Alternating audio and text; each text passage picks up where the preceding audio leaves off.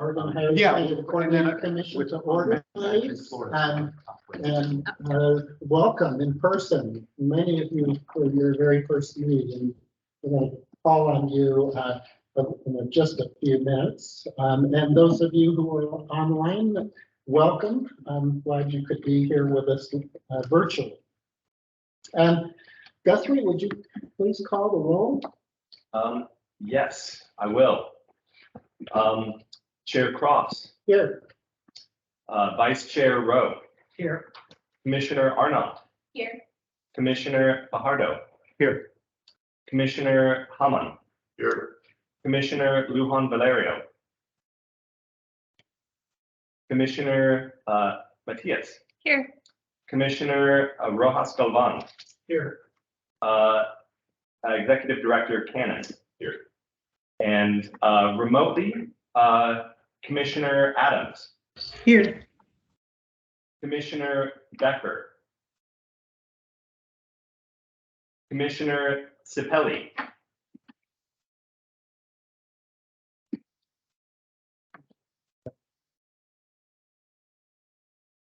Guthrie, Yes. check to your left.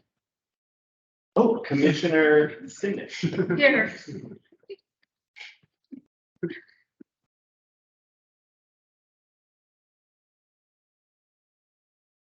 Thank you. Well, as usual, I have just a few opening remarks, and I want to talk a little bit about our agenda today. So, I recently learned that Mike Tyson was quoted as saying, "Planning is easy until life jumps up and smacks you in the face." And today, my opening remarks are to point out that truism is as much applicable to systems as it is to individuals. We are experiencing unprecedented circumstances and consequences related to pandemic and the economy. Some of those are positive. Many are seriously threatening. And most of all, the challenge is we don't yet know the full implications of the changing conditions. My experience in my personal life and as a nonprofit manager has been that if you stay true to your principles, you are careful and reserve judgment about what's going on, and you take decisive action to mitigate the risk, those actions can bring you through even the toughest smacks in the face, at least wiser, if not a bit bruised. Today in our agenda, we're going to be considering that set of circumstances. To me, leadership is about having the courage to risk making mistakes of commission versus accepting consequences and perhaps making mistakes of omission. To do the best we can do to roll with the punches rather than just experience the blows. So today's agenda will challenge us to engage in an exercise of plotting a course through uncertainty.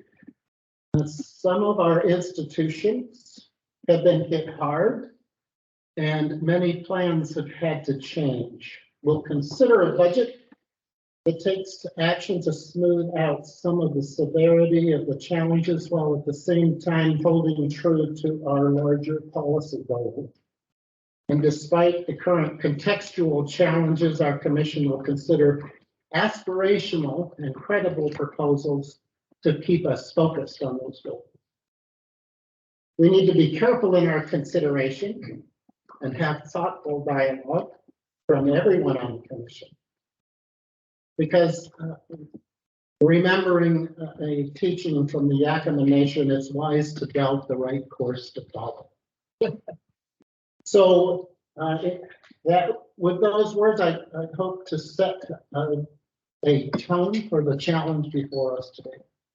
On our agenda, in addition to our usual reports and updates from Ben and the Governor's Office and a legislative update from Kyle, we'll consider three reports, 3 items from Amy Cox, one of which requires our approval. We'll receive invited testimony from the Capacious Leadership Program. And then we have several people signed up for public comment today. We're going to consider several consent items, as we usually do, and a couple of interesting rule changes, one of which is, I think, probably the most unique thing we've had to do so far. Now I hear the staff chuckling over here because they've been knee deep in it, or maybe hip deep in it in the last few weeks. And so before we launch into our business, I want to welcome our new commissioners, Emily Simnett, Fernando Rojas Galvan, and Natalie Arnott. And I'm going to call on each of you to say a few words. Emily, would you go first? Tell us about yourself. Yes, thank you for the opportunity. And I'm excited to be here today. I am faculty at the University of Oregon. I teach writing and public speaking and direct a program in writing and public speaking for students. And I am really interested in particular in civic engagement and involving communities, particularly underrepresented communities, in decisions about education. So I'm just thrilled to be part of the commission and do the work. Fernando? Good morning, everybody. I'm Fernando. Glad to be here. I call myself the blue-collar professor. I teach at Classic Community College. I am a fervent believer and just a hardcore supporter of community colleges and the great state of Oregon. I will do with probably everything within my power until the day I'm no longer on this planet to help make pathways for students to achieve, especially all of the students in our many counties who come from backgrounds where they lack support. I'm glad to be here and I'm glad to work with you. Thank you. Natalie? Thank you. I'm excited to be here as well and very excited to have this opportunity. I'm a student at Oregon Tech down in Klamath Falls. I'm a civil engineer and environmental science student. I myself have struggled with a learning disability. Have that to bring forth, but I've also kind of brought a perspective of what it is like to be kind of forgotten about in the system. So I'm really excited to kind of bring forth. And yeah, I'm also a part of ASOIT, student government, and really have a focus on kind of just connecting the students and students, making them aware. Well, welcome to all of you. If there's anything we can do to help your entry into the commission, please let us know. Don't be afraid to ask questions. Slow us down if we use too many acronyms. You don't have to sit there and wonder what did that mean. Please help us make sure that you feel like you're full participants. And we have many in the last 6 months to a year. We've had I think that more than half of the commission is new. So when you're in good company and can ask your peers what this is all about as well. Well, the first business item on our agenda is the approval of the minutes. And are there any questions before we jump into that approval? Mr. Chair, I'll just note you have I'll look to Guthrie for confirmation. You have the June commission meetings and online. You do not yet have the May. We're still working to get those together. But we'll look for a motion to approve the June commission meetings. Correct. Would someone like to offer a motion to approve the June minutes? So moved. Moved by Chair Rowe, by Vice Chair Rowe. Second by Commissioner Haynes. All in favor of the motion signify by saying aye. Aye. All opposed, same sign. And any abstentions? Motion carries. Was that a voice online that? Just want to make sure we get our count correct. Okay, motion carries. We are, I'm going to call on Ben. Our next item is the executive director's report. Thank you, Mr. Chair, and I'll join you in the welcome to our 3 new commissioners. As you noted, several others for whom this is among their first meeting, so there has been a fair amount of turnover on the commission. And one of the things I just appreciate about working with this this commission and appreciate about our new commission appointments is that, you know, even in transition and as we approach the 10th anniversary,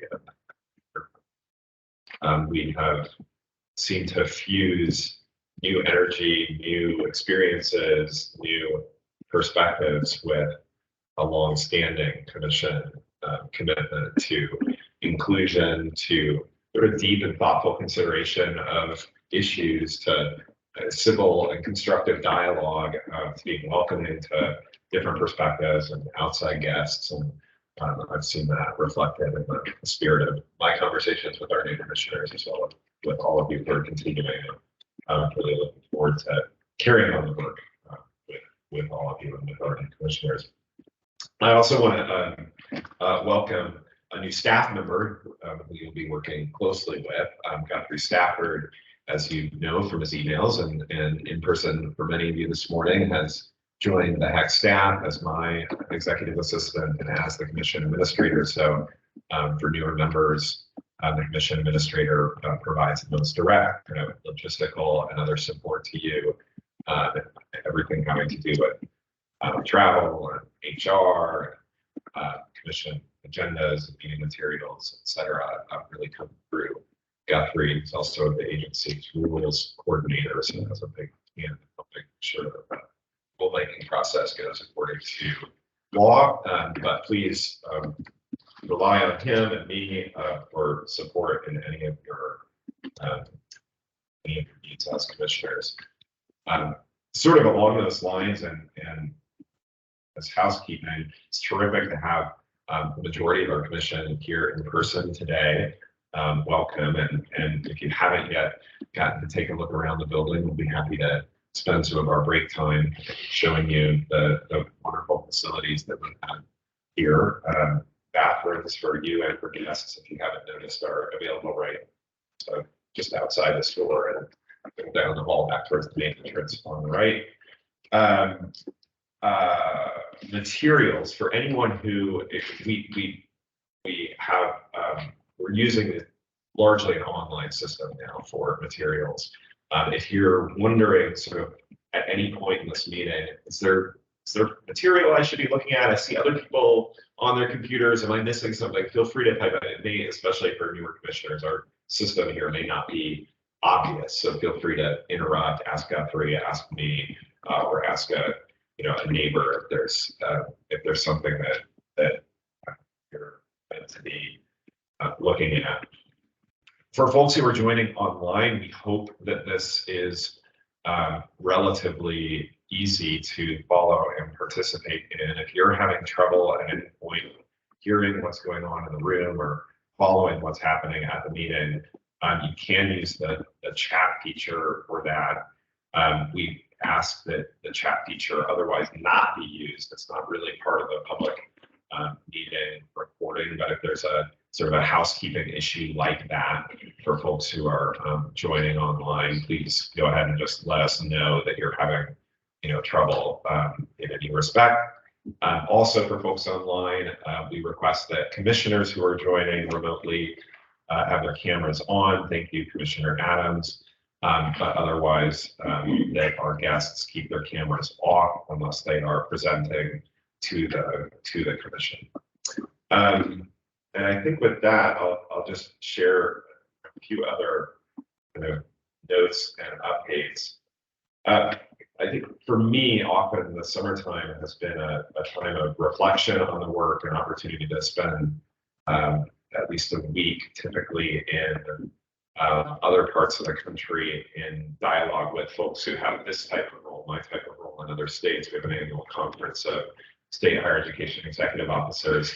I was not able to attend that conference this year for personal reasons, but nevertheless have been in some, had some opportunity for reflection in connection with the Community College President's Retreat that I attended a couple of weeks ago, an upcoming University President's Retreat that I'll attend next week. Spent some time earlier this week at the Eastern Oregon University Board of Trustees out in Portland, Oregon, and just a little bit of time to step back from the day-to-day that comes with summer. And it certainly has gotten me thinking in part about this question of what we value in connection with higher education and workforce training, what the state sort of establishes and what this commission has established that we value. And as many of you know, our commission's work and strategies has been organized around the value we place on equitable student completion of credentials. And really from the outset, that's been the galvanizing kind of mission of the organization, of the commission. I think particularly today, and especially in an environment of enrollment scarcity for many institutions and for our state, I've thought increasingly about the role that higher education plays in supporting other values too. That higher education and workforce training isn't just about equitable student credentials and degrees, although that's certainly very important, but also contributes other goods to our communities, to our economy, to our society. And I'm interested in working with the commission in the months, maybe years to come, of sort of deepening our consideration of the values that higher education, workforce training contributes, and then how we use perhaps a broader understanding or a somewhat different understanding in order to shape our strategies of funding pathways of other work that we can do to support post-secondary education in Oregon. And as a result of partly of this thinking, I expect that at our October meeting, we will return a little more than we have over the last several to some of those strategic considerations, right? We last updated our strategic roadmap a year ago, and I think I'd like to work with the chair and work with the commission to re-engage some of that strategic mindset at our October meeting. So more to come on that. That's big picture sort of rumination. I mentioned some other updates. I mentioned the State Higher Education Executive Officers Association, which I and my counterparts in the other states or members want to note that at the meeting that I was unable to attend this summer, I was elected the chair of that organization for the upcoming year. So I will be spending a little more time than usual. This is what happens when you don't show up. They make you the chair, but I will be spending a little more time than usual in consideration of how that, helping support that association in support of its members across the country. Will be joined at our October meeting by the executive director, Robbie Anderson of SHIO. We'll talk a little more about what that organization does and what other states are doing on higher education policy. So I think we'll have even more dialogue, kind of national dialogue than we might have over years. A couple other items of note. One of the most important actions this commission has taken this year was the adoption of rules for the tribal student grant program that the legislature passed in March 2022. You very quickly, with the support of staff, adopted rules and set up that program, which we have been administering successfully. So accepting applications from tribal students around the state. I want to report that as of this week, we have received 385 completed applicants from tribal students. We had set an initial deadline deadline might not be quite the right word, but target completion date for applicants of August 1st. We were effectively guaranteing applicants who got their materials in by that time that they would receive the bonus and were eligible. We're extending that because we're not yet not yet spent or committed all of the funds. So encourage eligible or potentially eligible tribal students to continue to submit those applications, and we'll continue to process that. This really important program to support access and affordability for tribal students still is accepting applications. So make sure folks were aware of that.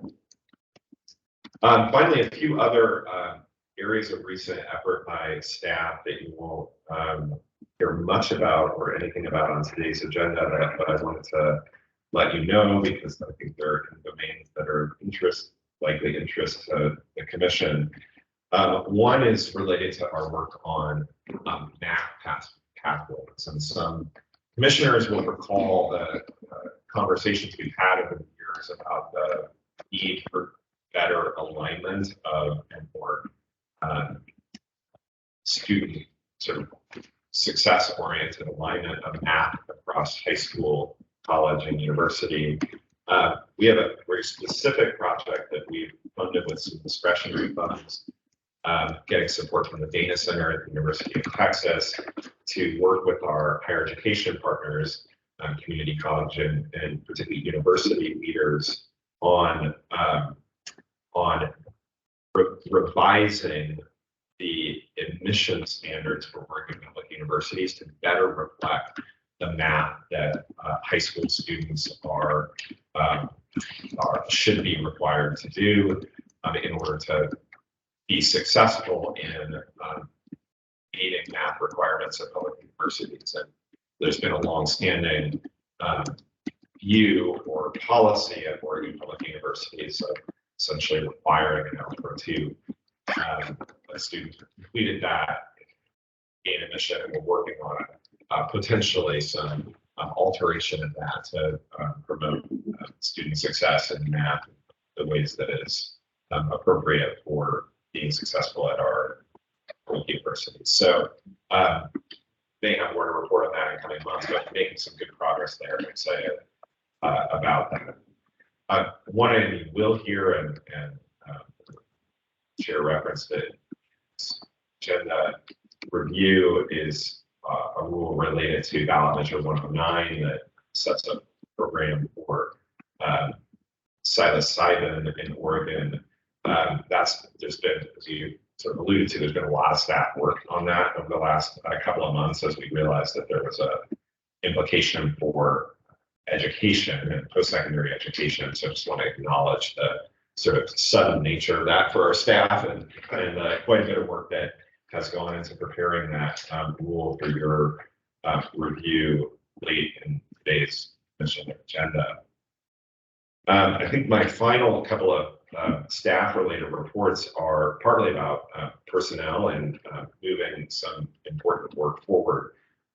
We have hired to lead the Future Ready Oregon program at the HECC. We've hired Jennifer Purcell, who was the governor's workforce policy advisor, is the governor's workforce policy advisor for another couple of weeks, but she'll be moving from the governor's office to the HECC in order to lead that, oversee the implementation of that program, working closely with other offices of the HECC and various staff in the grant making that has already begun. And I'm just so pleased that we've been able to pretty quickly release quite a bit of the grant funding that was designated for Future Ready Oregon, including funds for career pathways at community colleges, the Prosperity 10,000 initiative, some initial grants on the workforce readiness component of that legislation. So moving quite a bit of Future Ready forward, even in anticipation of Jennifer's leadership here. And finally, and somewhat related, Julia Steinberger, who's been serving as the interim director of our Office of Workforce Investments at the HECC, has been, we asked her to be our permanent director of that office. So she's assuming full responsibility. She has a major hand as the director of the Office of Workforce Investment in some of the Future Ready Oregon efforts. So you've seen, and she had a big hand in helping develop that policy. So you've seen her in the past, and you'll see more of her in the future as we report on that. So with that, Mr. Chair, I'm happy to take any questions and comments. I will note that at the outset that your packets contain under item 2.1, a monthly budget update from our office. This is for new commissioners. This is a report that we provide at most commissions that tracks our spending under our currently authorized legislatively approved budget. And it's just a bit of transparency for the commission, for other interested parties on our spending against our about the 2-year budget that allocated. There's an enormous amount of detail within it that you're not seeing, but if you have questions, I, Director of Operations, Real, or other staff here can try to answer those. Any thoughts, comments, or questions for Rick?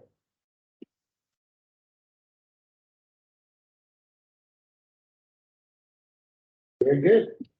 Looks like you're going to- I was just gonna say, I appreciate the updates. Thank you.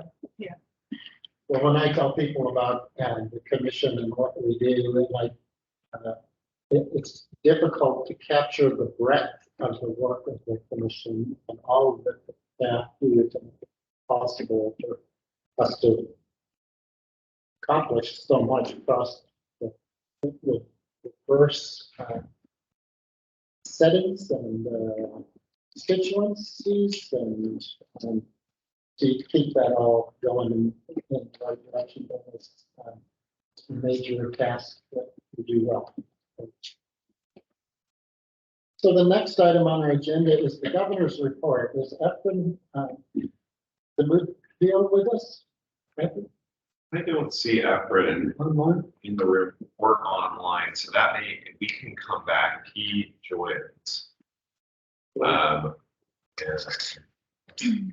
try to connect him, but I think at this point we should move on. Check. There's an opportunity. If he joins, and there's an opportunity to go back. Great. Do that. Well, the next item on our agenda, we have invited testimonies and discussion.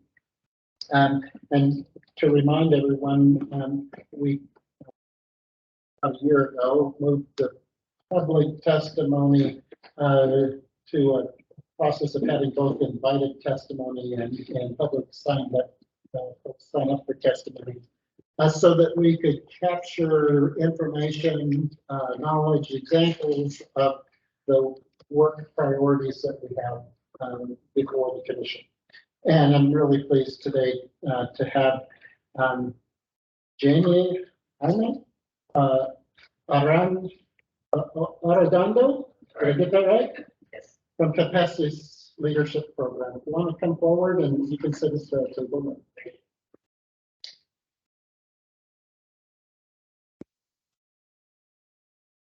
Morning, buenos días. It's so awkward being in front of the table. I prefer the size to perfect balance. I understand this is your setup, so I'm fun with it, but I also, just to give you a heads up, I was at a Yankee concert last night. I know this guy, he's very popular in Puerto Rico, reggaeton. And so, you know, if I seem a little winded, it's because I was up late. My wife's anniversary, and me and my wife's anniversary, 13 years, I gotta help my wife out. She's a big fan. But buenos dias again, good morning, and thanks for the opportunity. I'm a bit of a storyteller, so please forgive me if I get into stories. It's just the way I like to express myself. And I want to sort of begin by telling you a little bit about myself. I come from Michoacan, Mexico, a southern part of Mexico, from the Puerto community, the indigenous community down in that part of Mexico.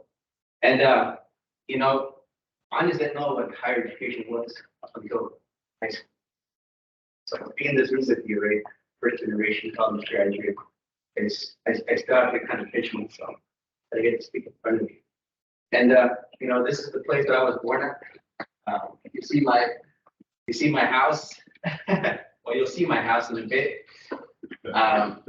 Made out of cow manure and rocks put together. And, you know, I used to think when I used to walk around in a little village in Mexico that I was in the world. There was nothing else beyond that. My father had migrated north here in Oregon. And he had seen something else that I still see today. That is a place of abundance, green, opportunity, housing, education, workforce. He saw it. He used to tell us that there was trees that would touch the sky. I see him when I go down on 22 on the coast.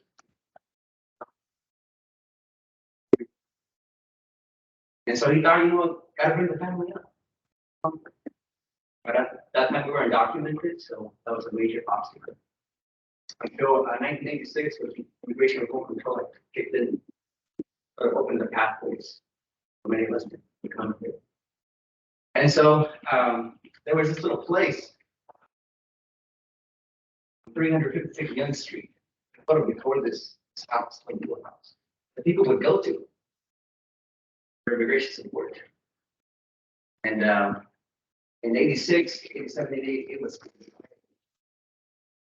for the state, especially from the middle of the town, lining up to get their winning lottery ticket, the green card, passage to the future. And so he lined up. Now thinking about tomorrow, thinking about abundance. And he was able to get his green card within a couple of months. And that place, that little blue house, is now Capaz's Leadership Institute, where I work, where I get to go in, right? And think about that journey that my dad has walked, and the journey that I'm now in, which is about opportunity, seizing the opportunity that we have in front of us. So that's where I come from. That's where my father comes from. My family comes from. And this is a beautiful place. I always like to show this to higher education institutions when I talk about transformation. It starts with, what does the place look like? What does it look like when you park, when you enter a building? What are people doing? And I told a good friend of mine, Jay Kenton, who's the interim president at Western University, too institutional. You got to include culture and art, right? And now we have some murals there at Western University and many other institutions as well. So Capaz was founded by a collaboration of 10 sister organizations. You might know some of them. Takun is very involved with the state legislator, Farmworker Housing Development Corporation, Causa, Manamara Family Center has been around for 35 years here in this region. We like to focus on leadership development. You all might call it workforce, right? We kind of go back and forth between both workforce and leadership development to prepare the next generation of leaders. Because as you know, looking at demographic information, things are changing. We have a number of programs that we run that really create entry points for the entire family to be part of an experience, right? Where they can move from one place to another, including the Anawat program. If you go to the next slide, which is our newest and largest program that really allows our families to reclaim their ancestral tradition and way of life. Our population, often called Latinos, we have such a rich indigenous tradition. And, many of us are on that path trying to reclaim that identity, that cultural wealth. So this program involves indigenous languages. Someday you'll see them in the classroom in K-12. Right now you see it at our community centers. It involves agricultural production, focusing on milpa, the three sisters, right? Which we invented corn, the beans, and calabaza, and zucchini. And just last month, we actually acquired 60 acres on Turner, Oregon, our site. It also focuses on arts, right? Bringing back the arts, artisans, many other things. It focuses on culinary tradition, indigenous culinary traditions as well. So kids get to, cultivate, but also get to harvest, eat, and cook what they make as well. Soon to be, you'll see these products in our school districts too. We have farm to school here as well. So it's a transformational program, and I'd certainly invite you to come out one day and visit our farm here in Turner, Oregon. So that's one entry point for our families. We also have a program called Turno. It's a youth leadership program that creates a pathway for young folks, especially high school folks, to embrace and prepare for long-term movement leadership. They learn about themselves, they learn about civil rights, they learn about social movements, they learn about their leadership styles, they acquire new skills, right? And they put them to work. I'll give you an example of how that shows up in community. 7 years ago, the Woodburn School District passed a $60 million school bond. $60 million after 10 years. These kids were the foot on the ground that made that happen. They've been involved in many legislative campaigns, right? Here at the Capitol, at City Council, at school boards, moving policy forward as well. So that program is very active, led by youth. It also has a workforce component. It has a component to expose youth to higher education, post-secondary education, and academic support, wellness as well. So it's very holistic. We also have a program called People's Representatives that focuses on civic leadership, right? We actually have a graduate here, where's Osvaldo, somewhere in the room. Prepares leaders to run for office, to serve on boards, committees, commissions, you name it. It's been running for 5 years. We now have folks in school boards, you know, in Salem Guys, for example, 3 of them, right? We have a majority of Latinos now serving on school board in Woodburn. Most of those folks were trained to a program. We have folks on a number of nonprofit boards, executive appointments, you name it. So it's really creating a pipeline, right, of comedian members to be at the table.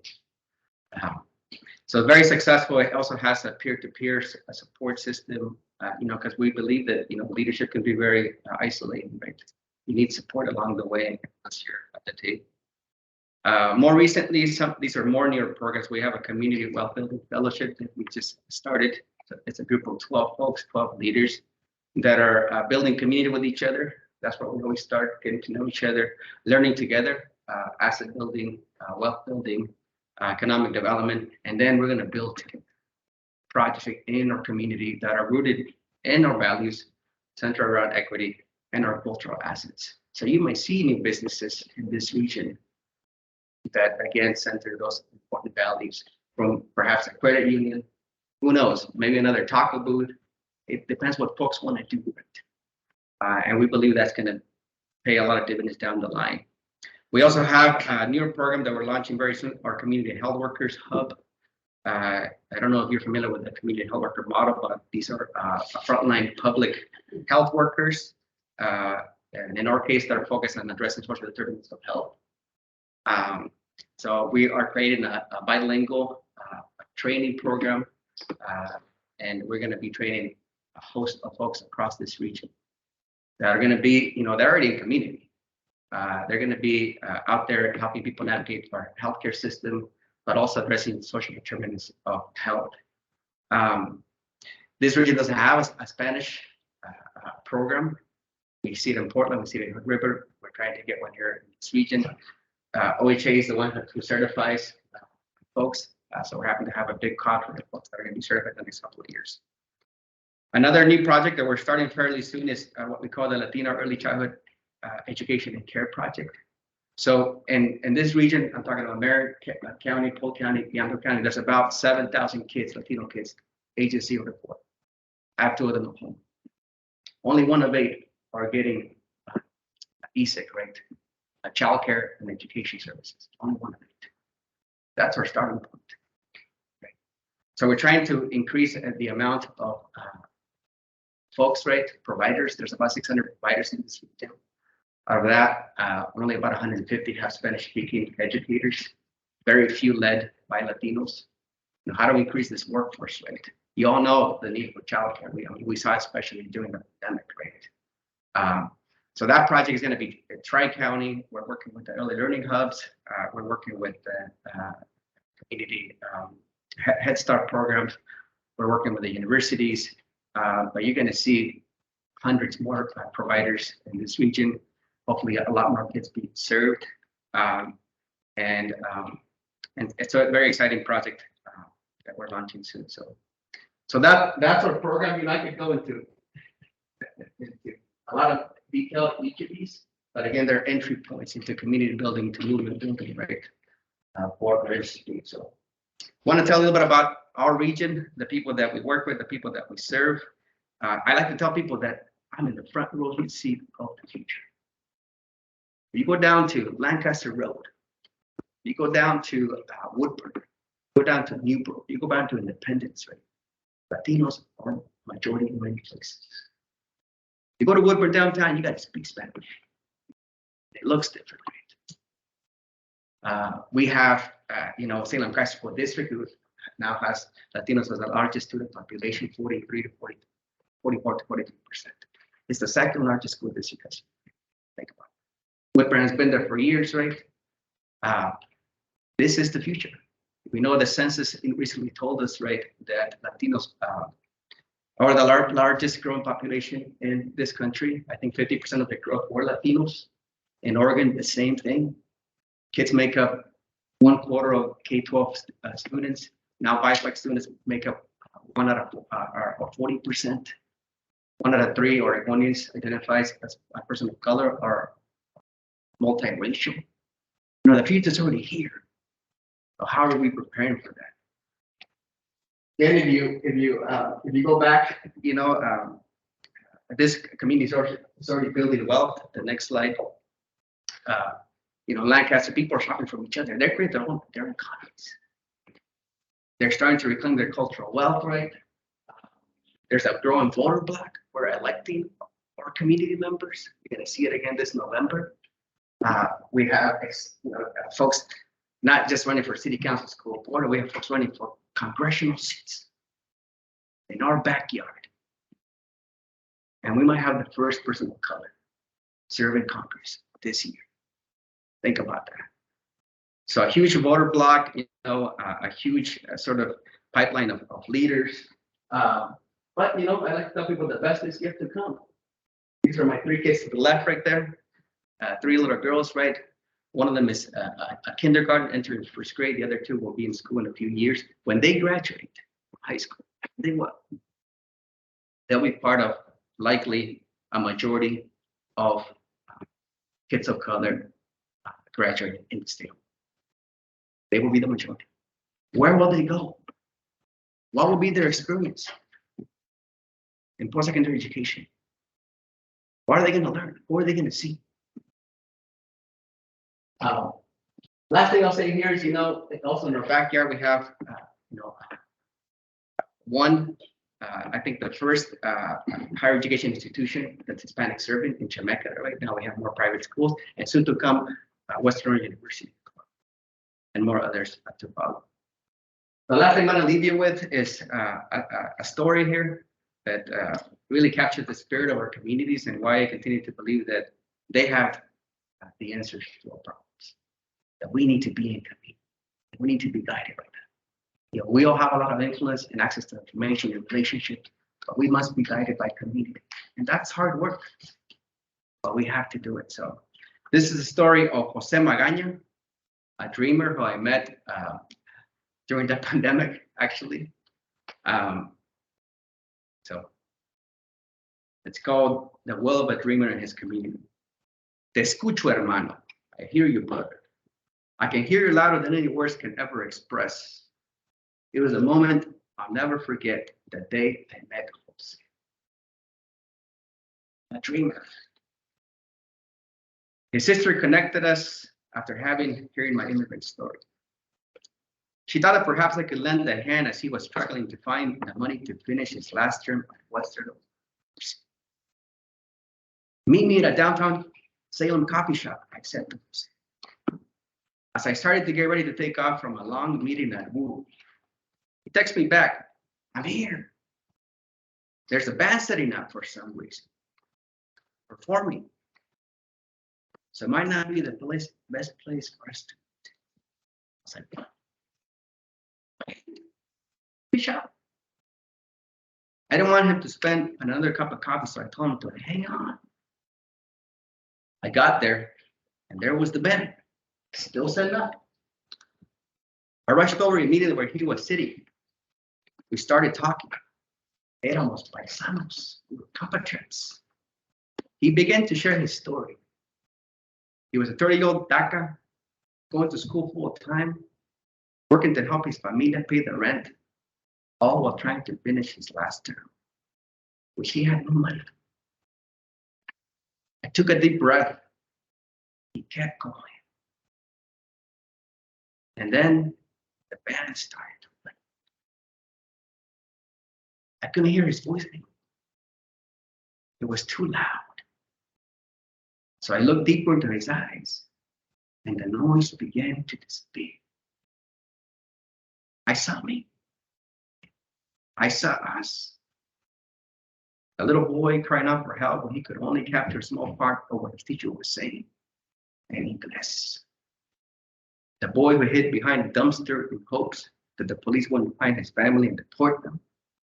El pescador in pain, the picker in pain who had one more bucket left in him. I saw ganas. Las ganas de un soñador y su pueblo. The will of a dreamer and his community. I saw and felt the human will we will have to survive and be free. Te escucho, hermano, we hear you. Hear you. So thanks for hearing.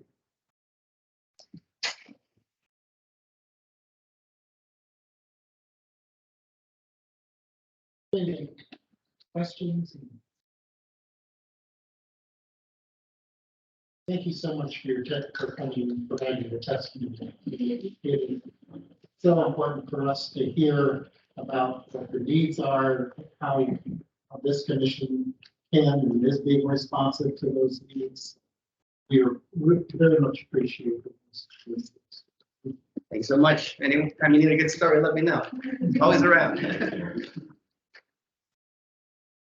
We have next on our agenda, public testimony. And definitely I'm going to call on you to, because we have quite a list. Just call people up as they're on there. Yes. First on the list is Sheldon Plum, Vice President of Finance and Operations for Lynn Benton Community College. Good morning. Can you hear me? Yes, we can. And just remind the people on the public testimony list, you have 3 minutes. All right. Yes, thank you, Chair Cross, for allowing me to talk with the commission today. At the June 8th Funding and Achievement meeting, a commissioner asked Jim Pinkert why our staffing levels weren't decreasing as fast as the enrollment. Jim responded that the colleges were hedging, and of course he said it much more elegantly than I'm representing it, but waiting to see what the enrollment levels after the pandemic were going to look like. And that is partially true. We've never been in a pandemic before, so we don't know what enrollment's going to do as we come out. All our models are broken. But when you look at staffing levels, it's much more complicated than you might think. And there's not the direct link to enrollment that you might also think. For example, if there's a 10% decrease in enrollment, that means a class that had 30 students now has 27. And so you have to hold that class anyway. And you might be able to reduce sections if it's a class that has lots of sections like English.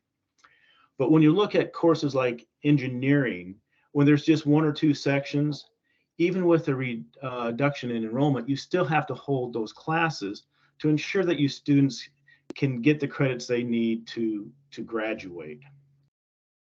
We also have a lot of students that are non-traditional students that are working full-time, taking night classes.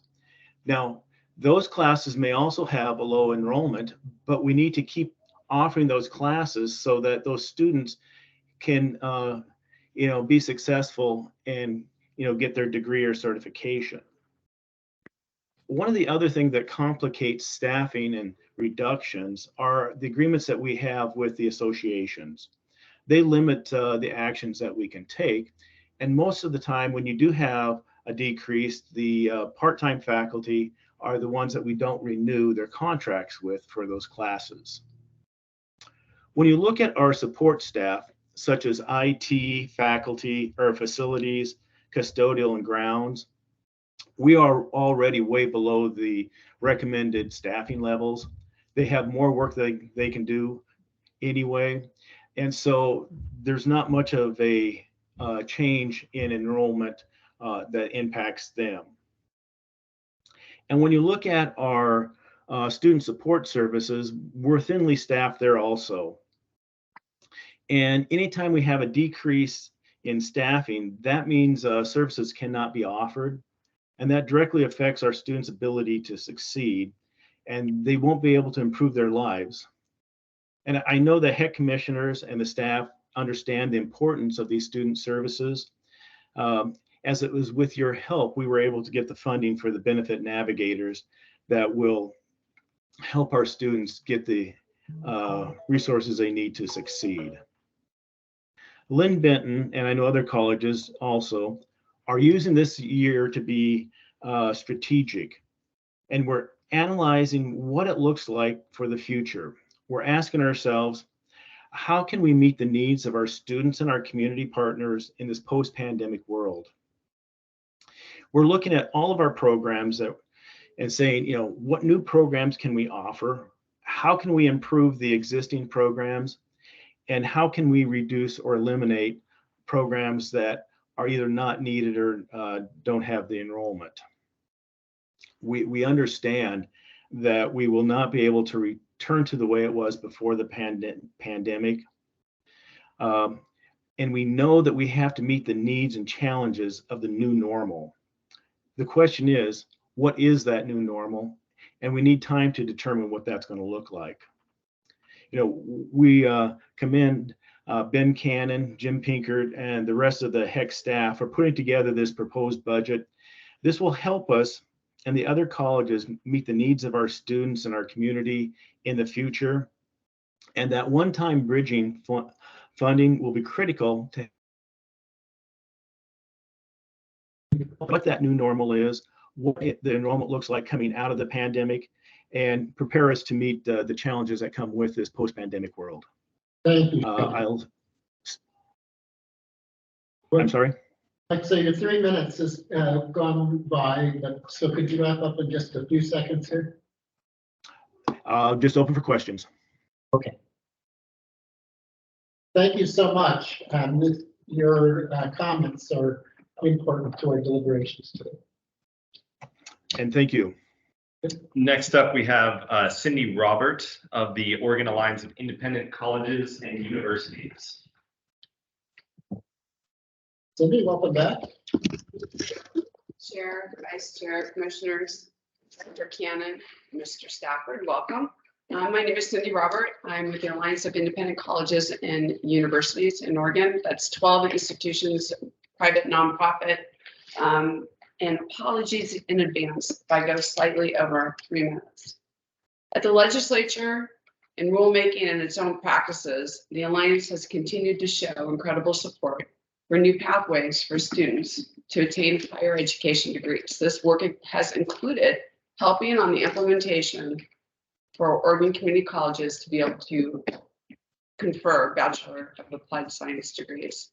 Statements of need that have been filed here have led our institutions to have conversations with colleges to better understand the needs of students, employers, and communities, and to see where we can jointly build programs to address gaps. Additionally, the Alliance has been awarded a 3-year implementation grant by Teagle Foundation and the Arthur Vining Davis Foundation in support of our work to help students and community colleges through an Oregon transfer pathway to liberal arts program. I'm very proud of that. The Alliance and some of our business deans recently met with Lane Community College to better understand the statement of need that they filed with you regarding an applied baccalaureate degree in business.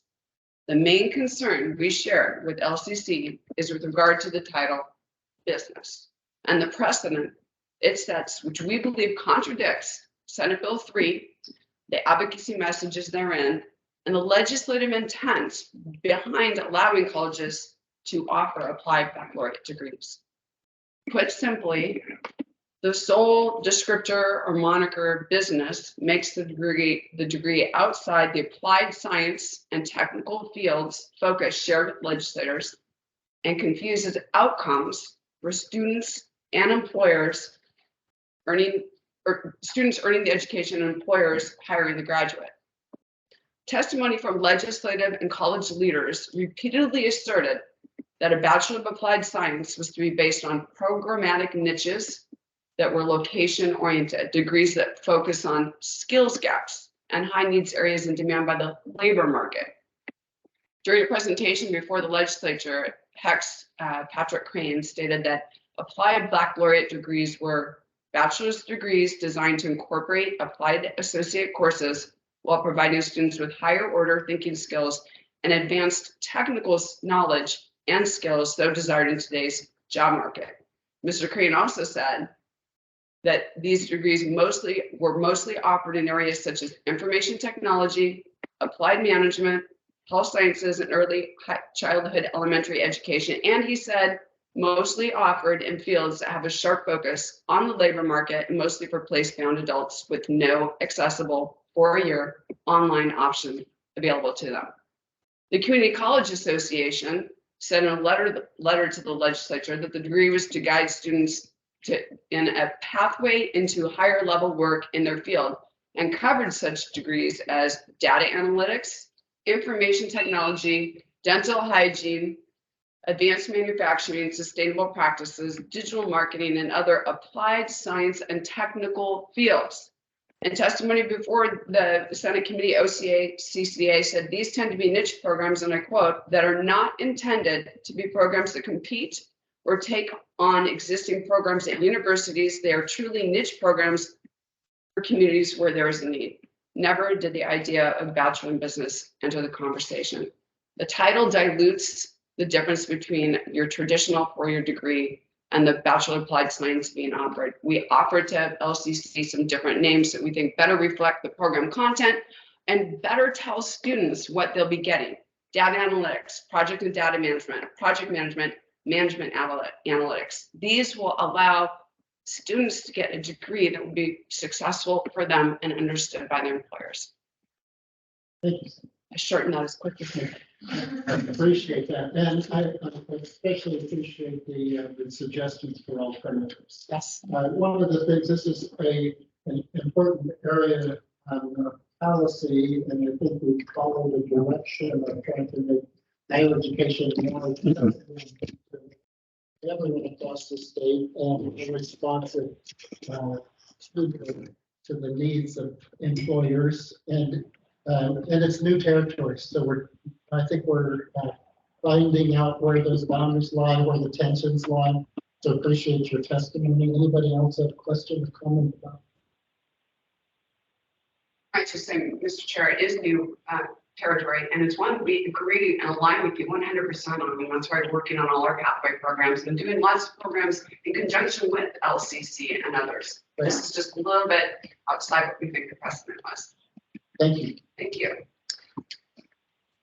Next up, we have Dr. Ivory Miles, Vice Provost, Division in Extension and Engagement, and Director of OSU Extension Services from Oregon State University.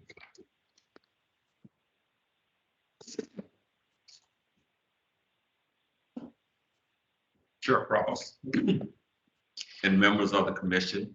As indicated, I'm Ivory Lyles. I'm the Director of OSU Extension. And I am here to say thank you for the opportunity to testify and to thank you for proposal of policy option package 205, which support additional funding for the university programs, our statewide public service programs. These mission critical programs did not receive their university request operational funds for the 21-23 bag. This policy option package would restore this funding shortfall, as well as provide the best base funding request for 2023 through 25. For your background, these state programs are centers, institute, and other programs housed at our public universities that addresses economic and natural resource issues of our state. This constitutes the land grant mission of OSU, which includes the Extension Service, Ag Experiment Station, and the Forestry Research Lab. If I may, I think I can sum it up with 4 excellent illustrations of why these programs and this policy option package is so critically important. One would be our social science area. You're familiar with our 4-H program, and we do such wonderful things all across this state. We impact thousands of young people through our livestock programs and our gardening programs. But coming out of COVID, we need additional support to impact mental health, especially in our rural areas. One of my top priorities since arriving here, which has been less than a year, has been expanding our urban agenda, working in collaboration with Clackamas and Washington County. It is so critically important that we address critical programs to enhance our young people around gardening and other areas to introduce them to natural resources. Second area I'd like to talk about is economic development and workforce development. We're the grass seed capital of the world, and yet since arriving, I have vacancies in grass seed production that I cannot fill. Grass seed production in this state is $517 million. How can we not support an industry that is bringing in those types of resources to our state?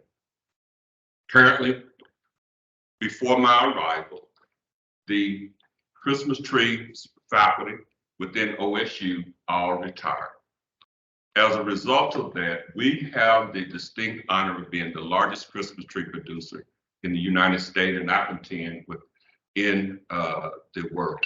And yet we do not have a single individual, or my budget does not have the resources to replace a single person related to Christmas tree production. As I prepare it to a close, I think the summation ends with a letter I received last night from the master gardeners of this state. Simply stated, Dr. Lyles, we have many vacancies within our master gardener program. When can we expect an answer on when these positions will be filled? It is my sad commentary back to those individuals. Currently, the state budget for extension does not contain the resources to fill those positions. Thank you for including this in your package this year. It is a great start, and I look forward to putting forth even greater requests in the future. Thank you. Thank you, Dr. Thank you for your endorsement. We appreciate your time. Oh, any other questions? Okay, next up will be Grant Matthews, MPA, Interim Vice President for Academic Affairs, Lane Community College. Chair Cross, Vice Chair Rowe, Executive Director Cannon, and members of the Commission. My name is Grant Matthews. I'm the Interim Vice President for Academic Affairs at Lane Community College in Eugene, Oregon. I'm happy to be here today representing the talented and dedicated faculty and leaders in Lane's business department as I provide a courtesy update on our Bachelor's of Applied Science in Business proposal currently in process with the Commission. I've also submitted a written statement, but wanted to publicly thank the Commission for taking on the important work of expanding access to bachelor's degrees for Oregonians. Lane's first Bachelor's of Applied Science Statement of Need was approved by the Commission in June, and we look forward to bringing our full proposal back in the fall. I also wanted to thank HECC and CCWD staff who worked closely with us to understand the process and align the program proposal with HECC guidelines and recommendations. They have been an invaluable team of resources. During the current comment period, we have continued our conversations with local businesses and education partners on how to provide a quality applied bachelor's degree for our students.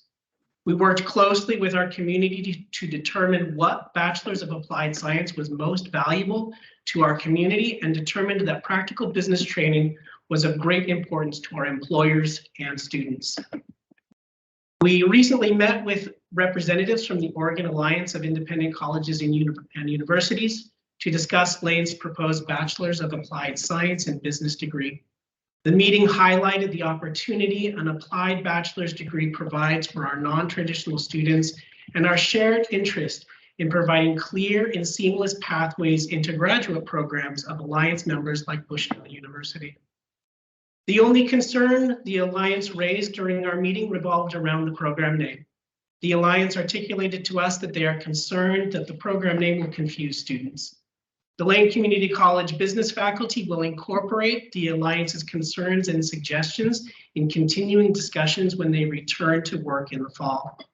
However, we are confident that the program name provides sufficient clarity to our students. Given the inconsistent standards and accreditation bodies for business programs nationwide among four-year universities and colleges, Lane's clear and proud distinction as an applied bachelor's degree clearly sets it apart from other programs and hopes to target our priority populations who need access to a practical and accessible degree option as they continue their education from an applied associate's degree. It was very reassuring to hear that this was the only Alliance concern and that the majority of our collective energy moving forward can focus on how to help our students succeed together. Lane Community College is excited about working with our local employers and the Alliance in developing meaningful degree paths that mutually benefit our students and institutions. We feel encouraged that our meeting started a productive discussion about how we might better serve our students through Lane's four-year degree initiatives and look forward to future conversations. Thank you, and I'm happy to answer any questions. Any questions? I want to make sure, thank you very much for that statement in the background. Did I understand you to say that in the meeting with the Alliance, which was productive and helpful, however, you don't think, you just said it differently, you don't think you're going to entertain a change to the name you are now proposing? Or will further discussions potentially influence you on that? As we've expressed, all of our faculty are on break, and when they return in the fall, we will be taking this issue up, this concern up with them as part of our discussions in moving the degree program forward. We've also been looking at other programs nationwide that are applied bachelor's degree in business and business management, and looking at those as examples of options and things as we consider the recommendation. That said, as I stated, we don't necessarily believe that that the name provides any confusion for our students, as it's clearly an applied bachelor's degree. But thank you, and thank you for mentioning that you're looking at other examples, because as the chair said, this is new territory for us. We know that there are going to be some bumps as we implement this. We know we might have a lot more work to do as a commission in terms of thinking through those issues. So I would just, as an individual on the commission, just encourage you, the help of the Alliance, the partnership with the Alliance as these goes forward is important to us, as is the support and partnership of the universities. So on these early cases, the more that we see that shows that our different partners are working together for this goal, because it is a very important goal for the state to expand these degrees and to have access for students, both geographic and economic, that they wouldn't otherwise have. So I would just encourage you to embrace the spirit of the Alliance's concerns or any other concerns that you bring, and continue working together to try to resolve those. It will be a good example for us in the future and help us work to get supplies.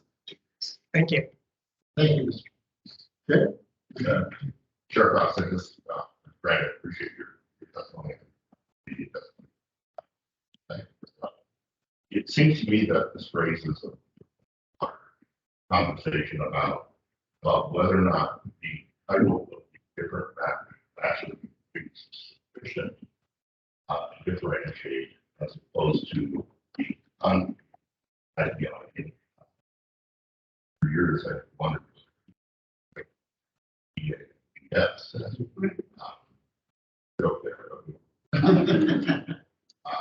So I think there's a broader conversation, perhaps not just looking at this proposal, but because we're going to get here again. And do we think that a bachelor's of applied science has that is sufficient to differentiate it for that time. And I just think that really a conversation is something that comes up. HECC, and this is. Well, thank you, and I think we're going to move forward on a much deeper discussion of this as we go forward. But I do want to say for benefit of our new commission members that the approval of an applied bachelor's degree has 3 stages. There's an initial application for consideration. There's a fact-finding process of everything from whether it's competitive, whether it duplicates other services. And then finally, Ben, help me if I'm getting this wrong, our final approval as a commission once everything is approved. So it's a 3-stage process intended to surface issues that you've heard today in front of us. So we want to be very deliberative in our process in approving a new program, a new grant, and to promote the dialogue between partners to get it right. And even with all of that process, which tends to move along a bit slowly, even with all of that process, there are bumps and even some places where we're going to bump into policy issues. We'll know more about that. I know that we plan to set aside some significant agenda time in our coming meetings to talk about a few of these issues, because we want to try to preempt some of the more difficult conversations as we go forward to give guidance. Thank you so much for coming. Next up, Elizabeth Ross, WOU student, Oregon Student Association.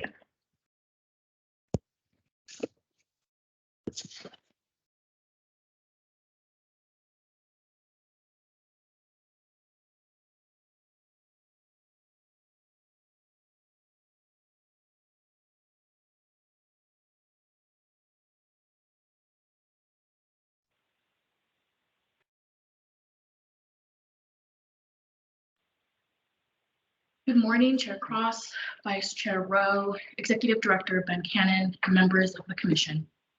My name is Elizabeth Brotz, and I'm a recent graduate of Western Oregon University, where I received my Bachelor's of Science in Criminal Justice. And this fall, I will be attending Portland State University's Master's of Public Policy group. I'm very privileged to have the means, support, access, and opportunity to pursue higher education. I am proud to say that I recently graduated debt-free, but I was only able to because I started working at 11 years old babysitting. And I got my first job at 15 years old, waitressing part-time. I worked all through college, and I did not receive any financial help from my parents to pay my tuition, room and board, and the endless amounts of school fees. Both of my parents paid their way through their higher education, and they instilled in me the importance of financing your own education. I developed a deep appreciation for myself when I was paying thousands of dollars in order to get my diploma. The difference between when my parents attended college and when I attended college was the disturbing difference in how much it costs. When I returned home to quarantine with my family at the beginning of the COVID-19 pandemic, I remember my mom found a receipt of her term's tuition. It was a little over $100. Including textbooks, it would be closer to $150 or $200. I recall paying for a textbook that was well over $200. I graduated a little over a week ago, and in total, it cost me $98,963.95 to complete my undergraduate degree. During my last sociology class, my professor posed the question, what is the American dream? I said, well, I think it is exactly what it states, a dream. In higher education, we survive. We do not thrive. Not when we are staring at thousands of dollars of debt while paying bills, buying food, buying necessities, while also trying to live authentically. While schools have things such as food pantries and basic needs resources, That is not enough to save us all. Students drop out of college and university because higher educational institutions were never designed to uplift the people who devoted their livelihoods to the American dream. The American dream is a pawn that keeps poor people poor and rich people richer. And that is how it was designed. Higher education is a part of the American dream. And we are made to believe that higher education is a symbolism of worth and intelligence. The pursuit of knowledge should never have a price tag on it. But in a capitalist society, higher educational institutions were never built to be free, accessible, or affordable. Angela Davis said, "I'm no longer accepting the things I cannot change. I'm changing the things I cannot accept." Knowledge is power, and I firmly believe higher education must be revolutionized in order to serve its greatest purpose, the people. As the nation and the world continue to grapple with the ever-changing societal and political climates, I ask that you all consider how you are contributing to the future of higher education, liberty, and prosperity of future generations. The unaffordability of living continues to make the cracks deeper and deeper within this nation. Within your allocated powers, I hope that you use them to help the powerless. The means to survive is getting harder each day, whether it is accessing healthcare services, staying in your home, buying food, paying bills, getting school supplies, or staying alive during heat waves. It is becoming unattainable, and living should never have an asterisk next to it. Thank you for your time. Powerful words. Thank you. Questions? We appreciate you being here with us. Thank you for this opportunity.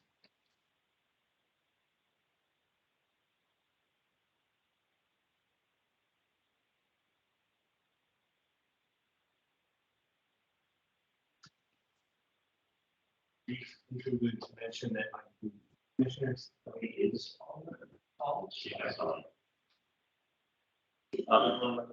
Next up will be your student Nick Keogh, Oregon Student Association.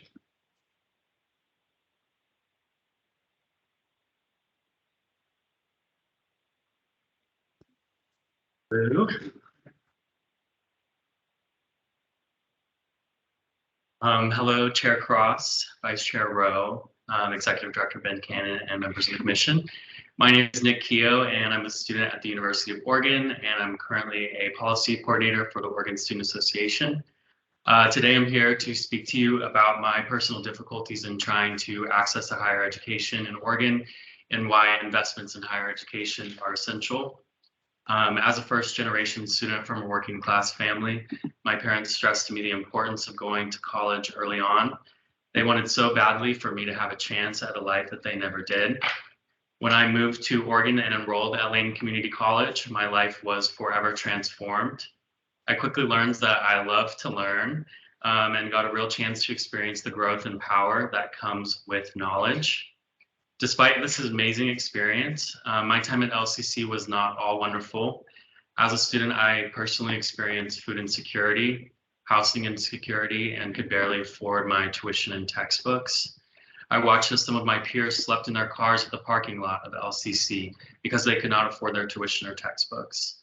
I served tables, worked side gigs, and did everything I could to pay my own tuition. But each year at LCC, the tuition would rise while my wages remained stagnant. Students were being priced out left and right. Largely, I came to understand these tuition increases far above inflation as a result of the state's continued disinvestment in higher education and failure to properly fund the Community College Support Fund. Further, I saw that when the state did not invest in the CCSF, crucial programs were cut, fair contracts for faculty and staff were denied, and beyond. And this was all before the COVID-19 pandemic. Today, our community colleges are in an even more dire place and are desperate for adequate investment in the CCSF. When I transferred to the University of Oregon, things got even harder for me. Like 75% of students in the state, I still was not eligible for the Oregon Opportunity Grant. With the much higher tuition at UO, there was no possible way that I could continue to pay tuition by just serving tables. My first term at UO was filled with tears and disappointment, when it should have been a joyous and exciting experience. I started to seriously face the possibility that going to a public university in Oregon would just not be financially possible for me. When I turned 24, I finally became eligible for the full Pell Grant and Oregon Opportunity Grant. I cried my eyes out again, but this time for tears of joy, a better reason. For the first time, I could pursue my education without the constant intrusive thought of how am I going to pay for this in the back of my head. Despite my deep gratitude for my financial aid, the full Pell Grant and Oregon Opportunity Grant still does not cover the cost of my attendance. Thus, I still struggle to afford being a student at the University of Oregon. The hardest part of college should be the academics, not trying to pay our tuition bills. If we don't make transformative investments in higher education right now, students will continue to struggle. We know that investing in students and the next generation's future is one of the most sound investments we can make. I'm living proof and every Oregonian deserves a chance at an affordable and accessible higher education. So we ask that the HECC and our state legislature fund transformative and adequate investments in the Oregon Opportunity Grant, the Community College Support Fund, and the Public University Support Fund. We need HECC members to be in the Capitol with us lobbying and advocating for these necessary investments. Students are depending on you and the state cannot wait any longer. Thank you so much. Thank you.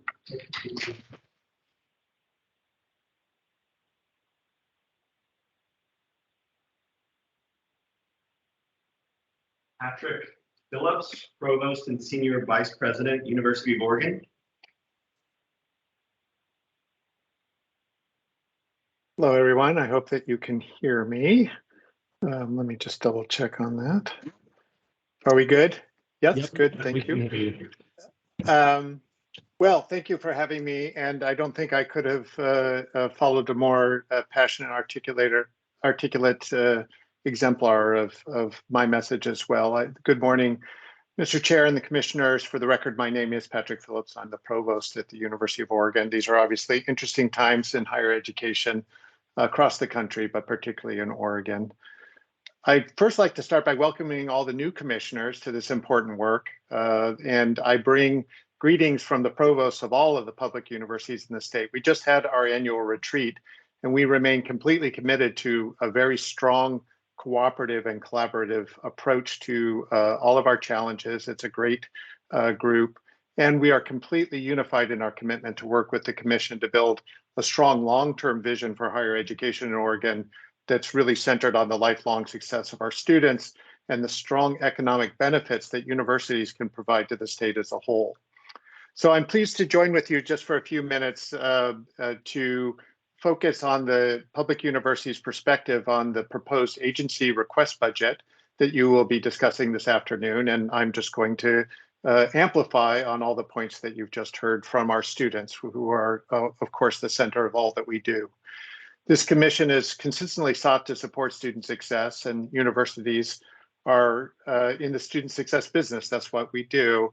And we're pleased to see that the proposals to maintain funding for tribal grants and the Strong Start Bridge programs are really critical, and we appreciate that. You're also considering increased funding to support equitable achievement of students, a healthy increase in the Oregon Opportunity Grant. We just heard how important that is, and increased funding for colleges and universities to alleviate the need for students to pick up higher costs through tuition. And that, of course, is the entire story of higher education over the last few decades. In order to stop this trend for students in picking up these costs, however, we had hoped to see $150 million more in the PUSF request, which would be a 16.7% increase over the 2021-23 budget. If the PUSF were to increase as much to match the 23.8% increase for the community college, this increase would actually be at $214 million. So instead, the recommendation before you is a 10% roughly increase for universities in the amount of $93 million. So we do hope that you consider how the balance of impacts across students in higher ed is an entire approach that is necessary. So in order to truly demonstrate our commitment to students, we would ask that the Commission consider an investment that goes beyond just holding the line and maintaining current services, especially at a moment when the state is in a fairly strong stance to be able to reinvest in higher education. And our students deserve no less. So thank you and for your time, and I'm happy to answer any questions that you might have. Thank you. Any questions for Patrick? And congratulations, you came in just under the wire. Next up, excuse me, it looks like Commissioner Lujan Valerio has joined by remotely and has a question. Okay. Go ahead. Oh, Chair, I might have been a little premature. I'm sorry. I'm going to save my questions till later. Thank you. Any other questions here? That case, next up, we have Ines Venegas, PSU student, Oregon Student Association.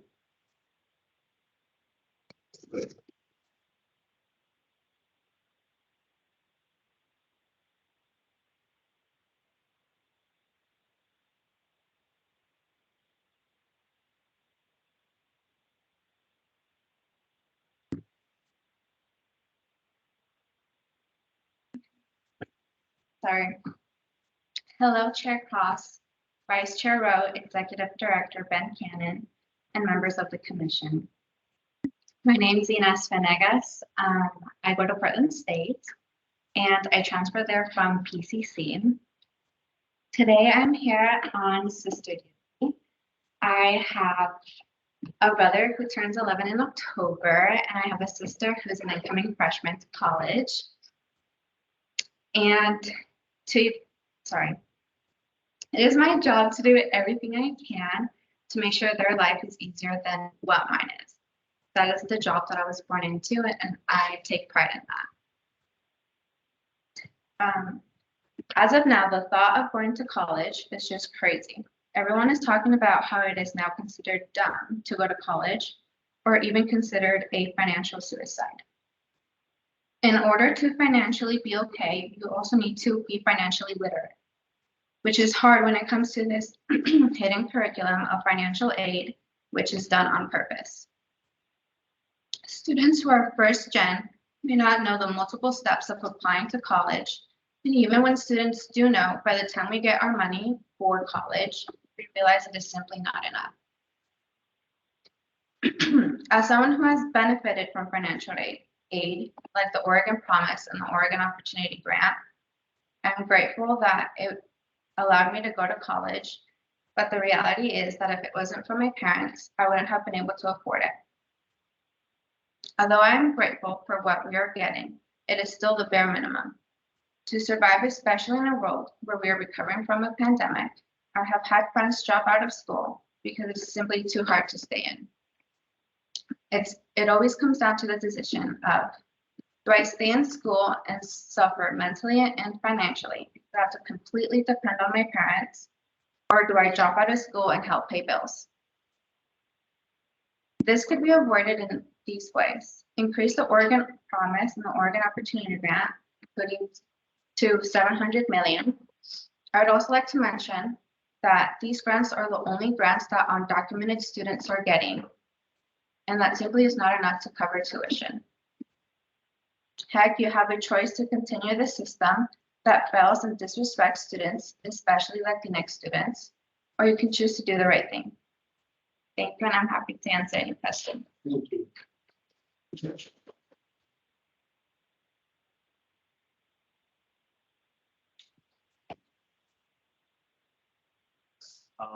Then we have Dylan DeLoe, BMCC student, Oregon Student Association.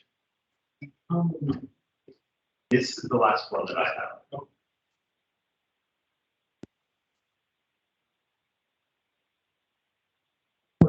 Good morning.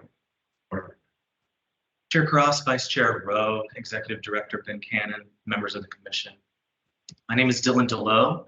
I'm a library and learning support assistant at Blue Mountain Community College.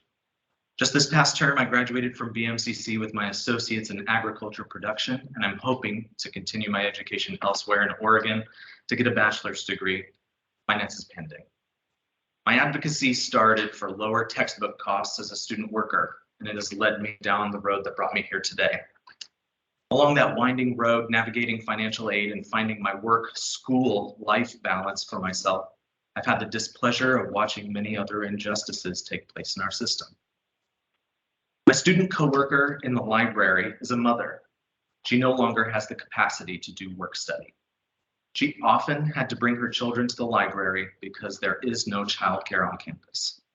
She told me more than once that she's attending to set an example for her kids. This person has also told me about times she's had to purchase textbooks. Depending on the term, she's had to plan on skipping meals in order to get her books. My partner for several assignments in plant science class went to the instructor for help finding an apartment closer to campus. The instructor did all they could, but it didn't prevent my partner from landing in an overpriced apartment tormented by cockroaches throughout the night. I don't think she stayed in college, to say the least. In my first year at BMCC in 2019, my uncle passed away just down the hall from my new room in Pendleton. When the memory of my loved one's dead body, the anxiety about death, and the nightmares all became too much for me, I went to the campus health and wellness center. No one was there at first, so I waited for a half hour or so, not knowing what to do. Then one lady came and referred me elsewhere because, quote, she couldn't reliably meet with me. What would have happened if I didn't have any money to see someone? What if I left before she found me? To summarize, that is the lack of mental health counseling services, lack of childcare, lack of finances for food and housing, an unsustainable affordable textbook system. And that's not to mention students' lack of access to technology necessary to complete courses, what little financial aid is available arriving months late at times, and abysmal opportunities for decent paying jobs post-college, and many, many more. Like it or not, these are the marks of system failure. Students are asked again and again to meet the challenges of battling institutional neglect rather than meeting the challenge of the classroom. There's data and other testimony to back it all up, but simply saying nearly a fifth of our students have experienced homelessness or that school policy bans children in the classroom doesn't quite speak to the lived experience of my peers. All these issues can and must be addressed by bold budget planning, legislation, and administration. All of these issues are bigger than just education. I've been invited to the policy work group for the Joint Task Force on Underrepresented Students, and I'll be putting forward many ideas. But every student in Oregon wants your help. Do more. Nearly all students lack the power, platform, and connections that you have. Use them.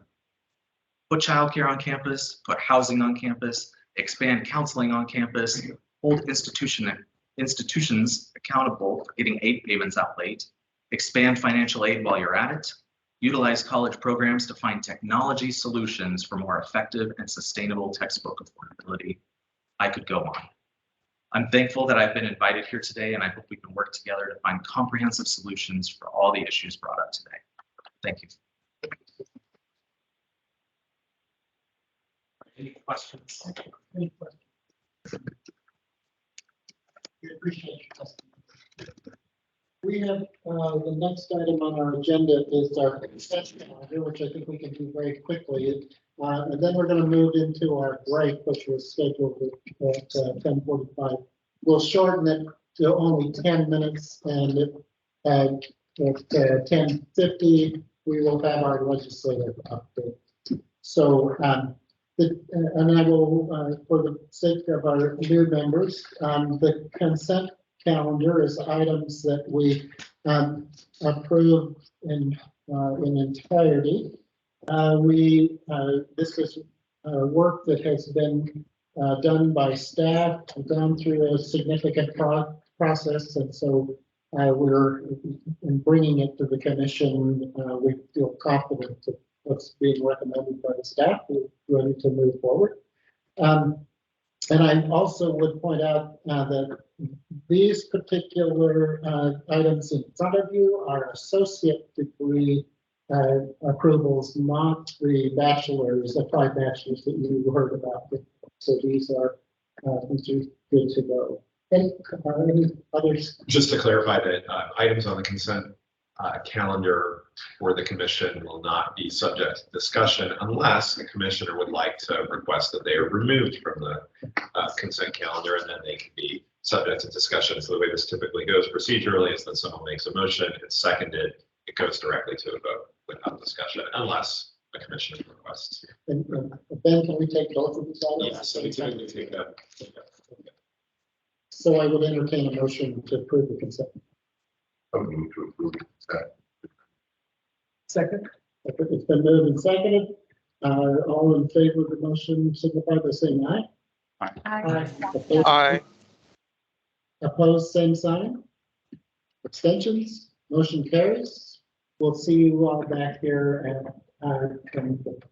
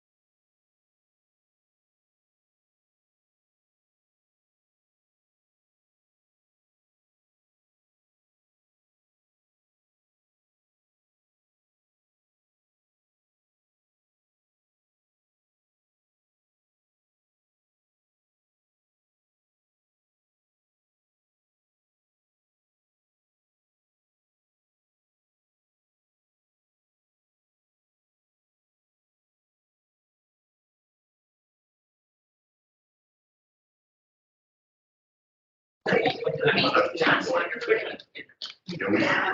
know what you mean.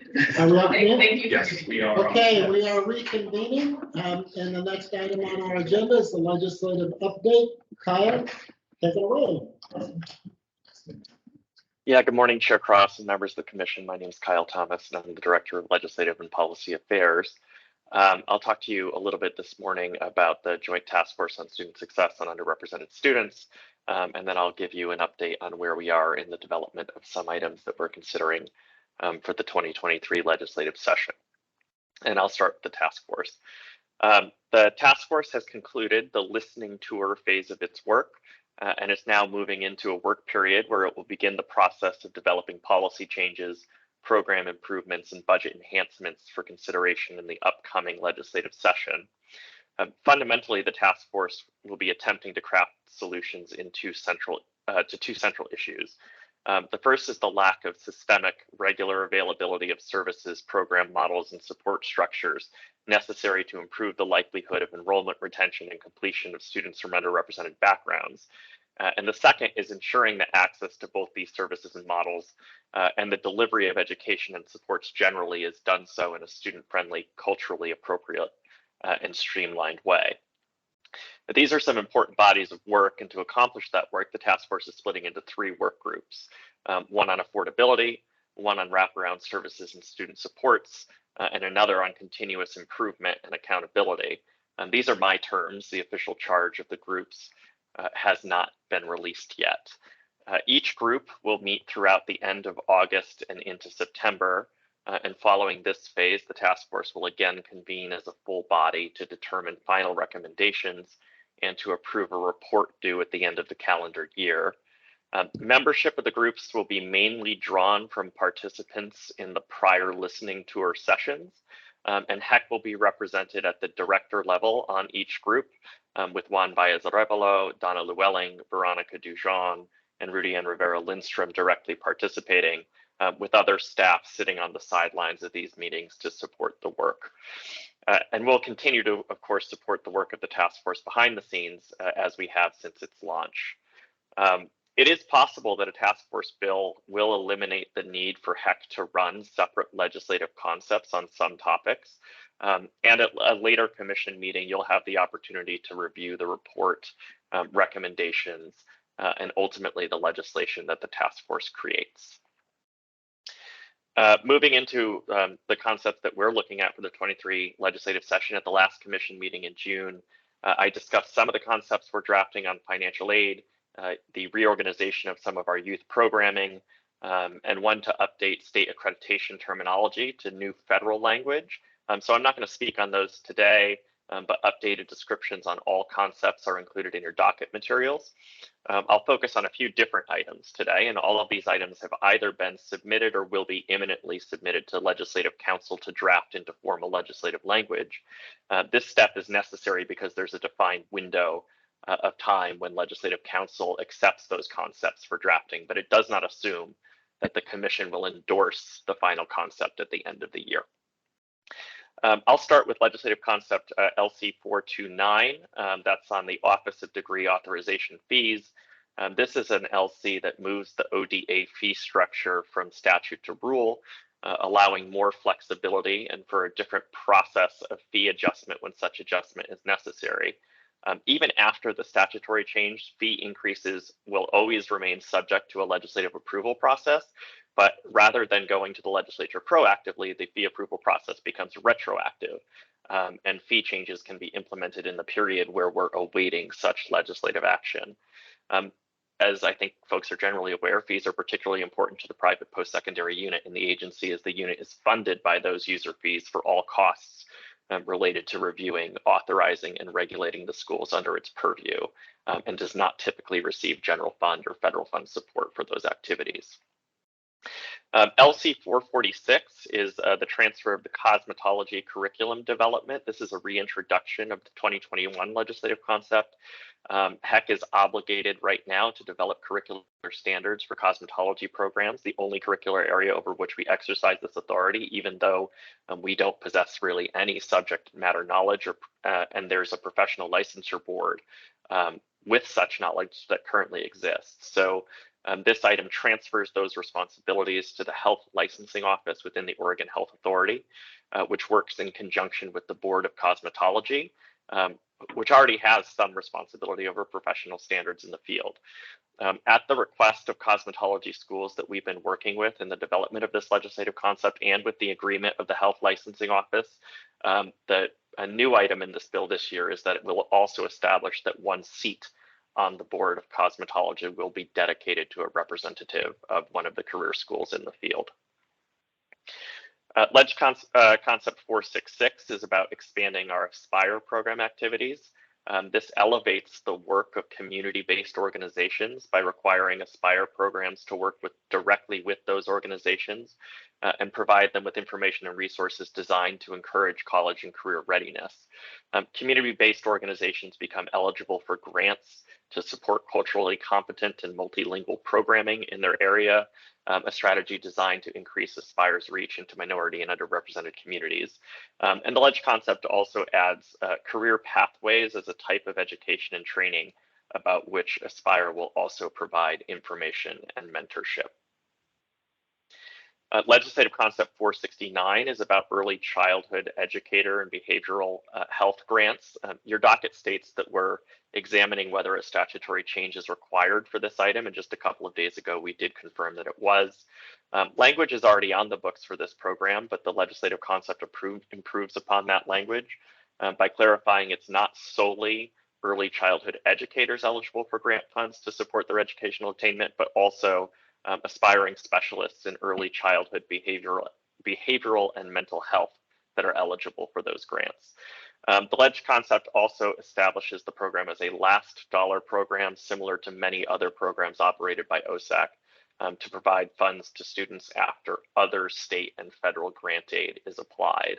And this is an item that under current law, we are required to collaborate with the Early Learning Division on this program, and we are collaborating with them on this legislative concept and the associated policy option package. LC 473 is about in-state tuition and additional financial supports for those who complete national service. So the Oregon Serves program and the advisory board that's operated out of the Office of Workforce Investments in HECC has proposed a concept to make national service even more attractive and attainable to a greater diversity of applicants by awarding national service completers the right of in-state tuition here in Oregon. And additionally, it would implement a policy option package that's up for approval today to add a state match to the Siegel Education Award, to provide a state match to Siegel Education Award recipients, such that between state and federal awards, students would be eligible for up to $10,000 in awards per year of completed full-time national service. Just for your information, the Siegel Award is a federally funded stipend that AmeriCorps volunteers receive already upon a successful completion of a term of national service. So this would add a state match equivalent component to that award. Lastly, the docket item indicates that we are considering whether to add an additional legislative concept to our LC list, and as of yesterday, I've confirmed that such a concept will move to the drafting stage. As you'll hear more about in the later rules adoption portion of the meeting, with the passage of ballot measure 109 and associated rules adopted by the Oregon Health Authority, HECC now has the responsibility of licensing programs that offer training for those seeking to become licensed psilocybin facilitators, those responsible for holding sessions before, during, and after the administration of psilocybin. As with any subject area where a training provider wants to offer instruction, the hours of instruction that OHA requires under its rules means that without an applicable exemption, those entities that offer training are schools under the laws and rules that HECC administers. The ballot measure was comprehensive in establishing a framework for operating psilocybin service centers, but did not consider that there would be a regulated educational component necessary to facilitate the licensure of those individuals seeking to work in this emerging field. As such, one privilege that's extended to the Health Authority, the Department of Agriculture, and the Oregon Liquor Control Commission is not extended to HECC, and that is immunity from civil liability for actions that it takes in the psilocybin space. Because other agencies cannot be sued, it leaves HECC as the only state entity that is conducting any activity in this space that can be. And this may create some small litigation risk for HECC, even though it only deals in the educational aspects of the industry and not with manufacture, distribution, or administration of psilocybin itself. So the concept we're seeking to propose would establish the same immunity provisions for HECC that exist for the other agencies involved with some aspects of this work, and retroactively apply them to any action HECC is taking currently in this space. These are activities and actions HECC needs to undertake, as our lack of liability protection does not absolve us of our responsibility under the law to consider and approve private career school applications. That concludes my update, Mr. Chair. Happy to take questions. Thank you, Kyle. Any questions for Kyle?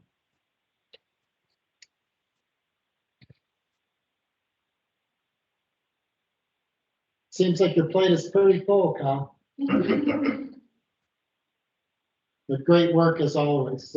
Thank you for making it so concise and clear, understandable for all of us. Mr. Chair, I mean, just for, especially for new commissioners, the process here, Kyle's reviewing, as he noted, legislative concepts that the staff has initiated the drafting with the attorneys from the legislature, legislative council. So these are concepts that we've been sharing with you, at least in summary form or title form in most cases, for several months at commission meetings.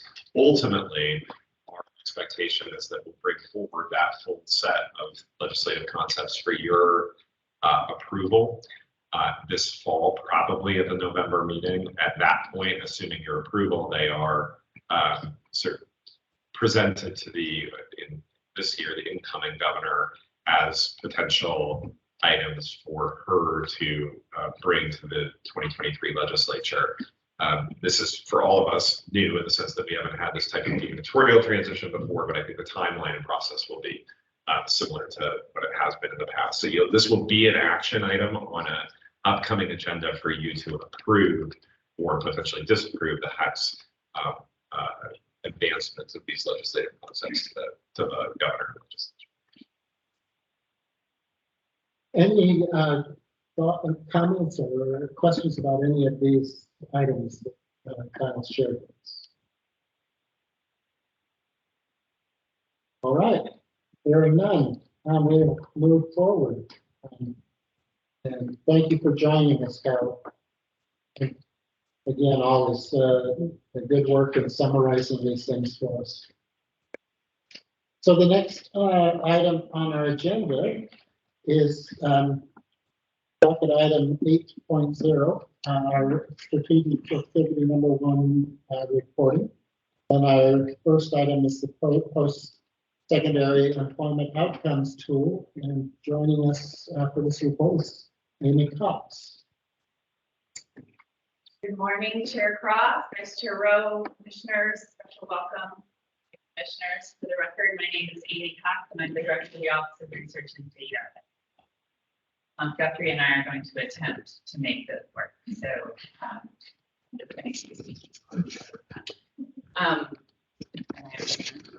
You should be a presenter. I'm here today to present 3 items to you. The first of these is a new data tool that shows employment and earnings outcomes for Oregon graduates from our colleges and universities across the country.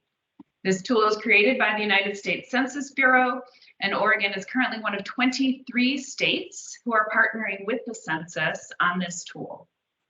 We made this possible by sending individual level data on all of our graduates to the census. And the census then matched those data with employment data from across the country and the federal government to show where our graduates live, the kind of jobs that they take, and the salaries that they earn. Before I go further, I do want to express my appreciation to the extraordinary staff in the Office of Research and Data who made this work possible. I am a figurehead of an entire team, as I said before. And also to my colleagues in the Oregon Employment Department who shared wage data, as did most other states, to make this possible. And then also, lastly, before I share, I want to note that the employment outcomes I'm about to show do not reflect all the outcomes of post-secondary education and training. There are other positive benefits that are not numerically counted here, like access to healthcare, like civic engagement. And there are, of course, negative outcomes like crushing student debt that was described so eloquently by earlier speakers. But with that in mind, let me show you what is available now to each of you. So this coverage map shows the states who are participating. Are we up? Yep. Excellent. The states who are participating, the yellow states are pending data. They'll come out in the next round, probably. The darker the blue means the more coverage of the state's graduates are covered. I actually think we're tipped into the dark blue. We're in conversation with census about that. But some states participate not from a state agency perspective as we have, but from, for example, university system perspective and only cover their university graduates. But we're pretty excited about this. But I did want to show you who's covered here and who's not. These colors represent this graduates who are sent. The employment data that underlie this come from the Office of Personnel Management at the federal level and from all states except for Alaska, Arkansas, Mississippi, and Kansas. So it covers virtually all employment in other states and most of the federal government. Oh, and please do feel free to interrupt me with questions as you see fit. So now I'm going to show you a little bit more about the tool. This shows me, it sort of defaults to this, but that's not really. This shows earnings outcomes 1 year, 5 year, and 10 years after graduation. And for bachelor's degree graduates from Oregon State University. And I picked Oregon State here, not because it is any more special than any of our other institutions, but simply because it's the largest of our institutions. And so we're unlikely to run into sort of missing data from small groups here. So just as an illustrative point is why Oregon State's first up. This is average earnings, so at the 50th percentile. And it shows after getting, in that first year after getting that, earning that bachelor's degree, Oregon State bachelor's degree graduates are making about $36,000. That income level rises substantially by 5 years out to more than $53,000 and continues to rise such that 10 years after graduation, those bachelor's degree graduates are making almost $70,000 on average. Of course, there's a range, right? But on average. And then we can look at this not only for all bachelor's degree graduates, but if we scroll down just a little bit, for particular majors. So if we chose, for example, my major, social sciences, we would see that our social science bachelor's degree graduates earn a little bit less than average compared to some of the other fields. In contrast, if we looked at Oregon State graduates from business, which is, well, let me show health. Health, a high demand occupation right now. They start out very similar to their social science peers, but by 5 and 10 years later, they're earning substantially more. Of course, the demand for healthcare workers is quite high and has been for some time. And so we're going to see higher earnings in that field. So this is one set of data that this tool shows, and it's the earnings outcomes. And we have this for all of our institutions. So I could also show it, for example, from Lynn Benton Community College. This shows associate degree graduates 1 year and 5 years out of graduating with an associate degree. Overall, these bars to the left, for the social science majors, and also for their healthcare programs. And those are the programs I had clicked prior. And I want to point out here at Lynn Benton, just like at Oregon State or at any of the other institutions, you'll see that earnings rise over the course of these graduates' lives. And that's an important thing to note because although it may seem obvious, it is not what happens to the same degree for high school, for people who have no more than a high school diploma, where that earnings cap over the course of their lives happens much earlier, and that continued escalation is not realized. You'll, I'm sure, be wondering where are the tenure outcomes for our community college graduates? And they'll be coming, but they're not here in this first round of data, and it's simply the result of the way the census pools cohorts into bands of a couple years, and how many years back we have data. So it'll come. And then these can also be these earnings outcomes can also be shown. I'm going to take off social sciences. Not only at the associate degree level, but also at career certificates. And this I'm particularly excited by because a lot of post-secondary education data, especially coming out of the federal government, doesn't distinguish anything between a high school diploma and an associate degree. So here we could click, for example, on certificate earners who earn 1 to 2 year certificates that require 1 to 2 years of coursework. This is their outcomes 1 year and 5 years later, or even certificate earners who earn certificates requiring less than a year of coursework. And again, this is Lynn Benton. We could look at this for any of the colleges or any of the public universities.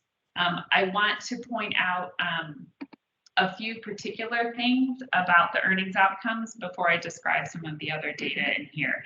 And that is that these are national earnings outcomes. So these are the earnings for graduates wherever they are in the country.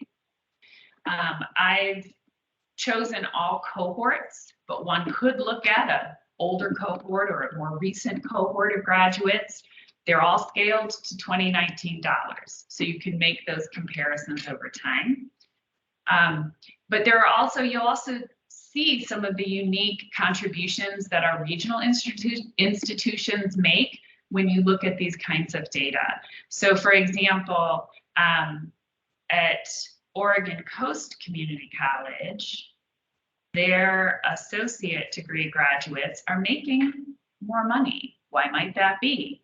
That's because Oregon Coast Community College has a nursing program, and those graduates get jobs quickly, they get jobs in their field, and they make sizable earnings. So how do I know they got jobs in their field? Am I just assuming that? Actually, no. That's some of the other data that's in here. So if we click instead of on earnings up here, we can click on flows, and this shows the industry that graduates get jobs in. So I'm going to click percent rather than number. And here, associate degree graduates from Oregon Coast Community College, a full 40% of them have jobs in healthcare. Not surprising, that nursing program. If we limited this to the health program, we'd see that actually almost 2/3 of those healthcare associate degree earners are landing in health insurance, or excuse me, healthcare industry. But why might they not all be in the healthcare industries? Well, that's because we see healthcare workers in other fields too, right? We have healthcare workers in public administration at our Department of Health, Oregon Health.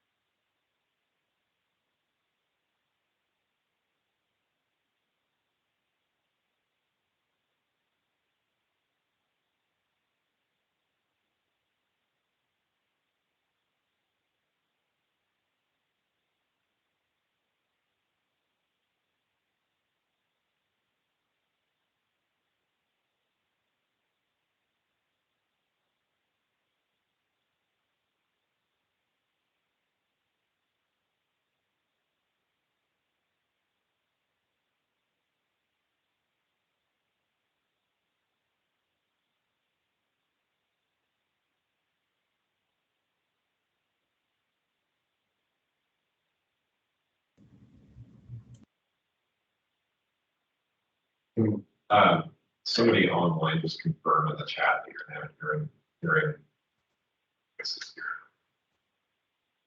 Commissioner Adams, can you hear us? Passes.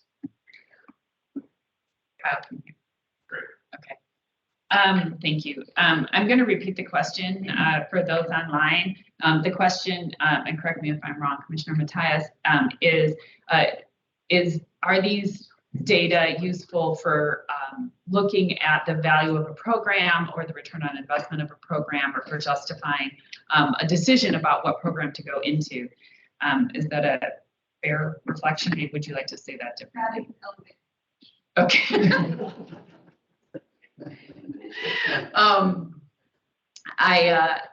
I appreciate the question very much. It is a very natural tendency to look at these data and to use them to compare programs at an institution or programs across institutions. And I'm very cautious about those kinds of comparisons for two reasons. And that is why I appreciate the question. Two, in my mind, really important reasons. And one of them is because programs across institutions, even in the same field, vary in their focus. So even if I am comparing what may sound to many people like a very specific field, art history, at one institution compared to another, an art history program at one institution might be focused on applied work, working at a museum, and then another, an academic research work, working as a professor eventually at a university or college. And therefore, those career tracks are going to carry different kinds of earnings outcomes. And none of that is evident here. So to compare programs across institutions, certainly earnings outcomes are a piece of that, but the focus of the program is the much richer, fuller piece. And that's evident only by looking at the programs at those schools. So that's one reason why I'm cautious about comparisons. And the other reason, and perhaps the more important reason, is that, you know, it relates to something Ben said in his opening remarks, and that is that post-secondary education and training contributes to communities in many ways that have nothing to do with earnings outcomes. And so, for example, we all need teachers, right? We have a critical teacher shortage in this state and in this country right now. And education majors do not claim as high as salaries as some other field. And if we only encourage people to go into the fields that pay the most, we're going to be missing all of those other components. So we want, to me, what this does, and I have on the screen here, one of our educator prep institutions, Western Oregon University, and that 1 and 5 and 10-year earnings outcomes for bachelor's degree graduates in education compared to business majors, and the difference in earnings there. And it illustrates to me all the more reason why making college affordable is critical, because we need teachers, and we need people to go into the field of education or childcare or social services, and to not be deterred from doing so because of the affordability issue. And I know any of you who are actually in education are thinking, but Amy, in Oregon, you need a master's degree. Well, this is what happens to that difference when we get to the master's degree. I'm going to move back to Oregon State because of size. Then you really see the disparities start to shift. So let me go back to flows. So we see those, for example, education majors primarily go into education. 80% of those master's degree earners from Oregon State are in education. And you may be thinking, good heavens, where are the others? Well, they're in a smattering of other industries, but many of them are related to education, like public administration. We have a lot of staff here at the HECC who have master's degrees in education, for example. And So this is the second set of data that this tool shows. It shows earnings outcomes and it shows industries. It also shows geographic flows. And this is, well, maybe I'll stick with education for illustration purposes. This shows where our graduates land. Where do they live? And one of the things that's really, I think, exciting to see in these data is how many of these graduates are remaining in Oregon. And so people are often asking, well, if we're investing in higher education in Oregon, are Oregon graduates staying here? Most of them are, yes, the vast majority of them are. And we see that across institutions and across degree levels. Of course, it ranges a bit, but the majority of Oregon graduates, in this case, education graduates, are teaching Oregon kids after they leave. We can also see that if we didn't just look at Oregon graduates, but we looked at all instructional programs. So I'm just going to get off of Oregon State for a moment and talk about Chemeketa, where we are right now in Marion County. Chemeketa Community College graduates at the associate degree level, 5 years after graduation, the majority of them are in Oregon. 10 years after graduation, oh, we don't have data that far back. Sorry, we would have that for the universities, but the majority of them are remaining in Oregon. You know, another handful in other Pacific states, and then in other regions across the country. And so that is the third set of data that are in the tool. You can look at this just like you could the other pieces of information, also by particular majors, which is down below, and by years since graduation for earlier or later cohorts. And I think most interestingly, by level of credential. So here's the certificate holders also staying in Oregon. I want to pause. That was a lot, I know, and see if there are other questions or if you'd like me to repeat any of these pieces. How accessible? This is on the public internet, so this is extremely accessible. We have put the link in your information, and we can send it out on email too, so you can just click on it. There will be updates on an annual basis, at least, if not probably on an annual basis. A couple other things are, sometimes people have asked me, well, can we break it out by race, ethnicity? Can we break it out by gender? Can we break it out by first generation status, which are common ways that we show different outcomes in our office?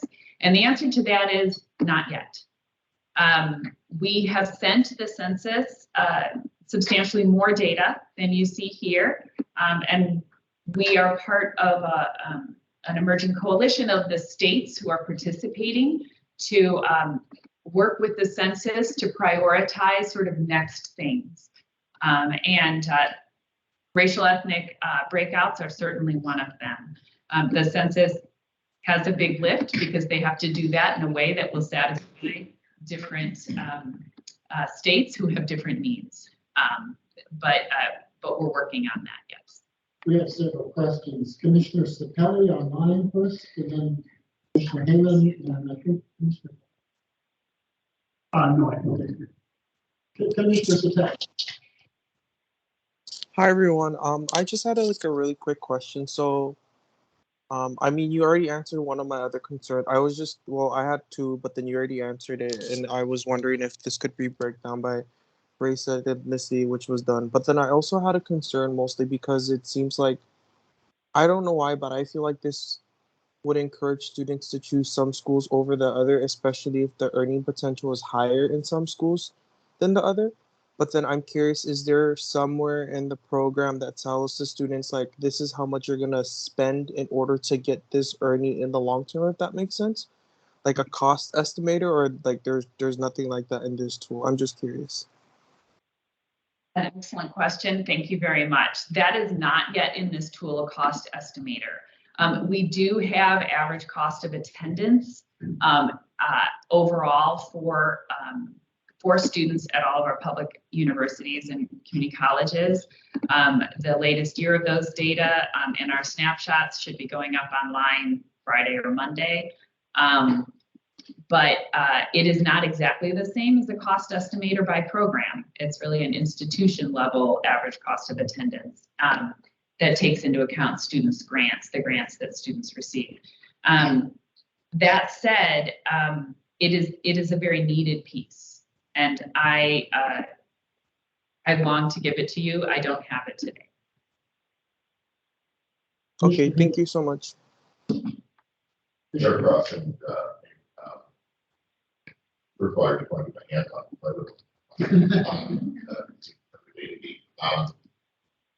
I think I appreciate the fact that we're able to look at it 5 and 10 years out, not yet.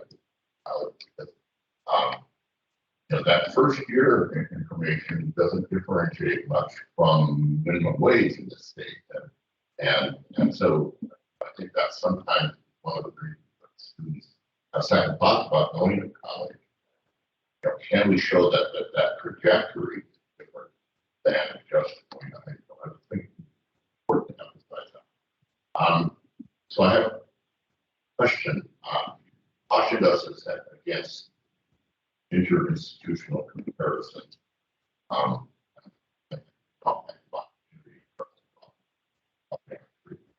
just wonder if you have any other cautions for us, and also can you maybe talk about which level of confidence data integrity Thank you, Commissioner Heyman. Those are really important questions, and I appreciate them a lot. The first that has to do with, do I have other cautions around the data? I would, other than sort of interinstitutional or inter-program comparisons, I don't have additional cautions. I would just reiterate this issue of the fact that these employment outcomes are not even the only economic outcomes, of higher education. And they're very important, obviously. There are household budgets, right? But they're not the only economic outcomes. And so they're one part of a broad array. And that's the piece that I have emphasized in some media inquiries we've gotten about this, and that I would continue to emphasize. In terms of the other 2 points you made, first, in terms of the longer term outcomes, I appreciate that comment. We chose this year to put 10-year salary, 10-year earnings, as well as 5-year earnings outcomes on our institutional snapshots. Those are Oregon data only. They're not national data, they're Oregon data. Which we will continue to publish for other purposes because we can break it out by race. For example, to try and illustrate this exact issue, like earnings rise over the life course for a much longer period when you have higher educational attainment. And then the last question you asked about data validity, we have very strong confidence in these data. So I'm going to tell you the caveats, and then I'm going to tell you why I say that. They do not include Department of Defense. That's a big omission. They do not include the Postal Service. The Census Bureau is working with both of those entities to get those data, but and they don't include self-employment. So most earnings data exclude all of those things and more. So that this is not unusual, but these are they're complete, but they're thorough but not complete. Maybe that's a good way to think of it. There are some pieces missing, but the Census Bureau is striving to get more and more of those pieces included.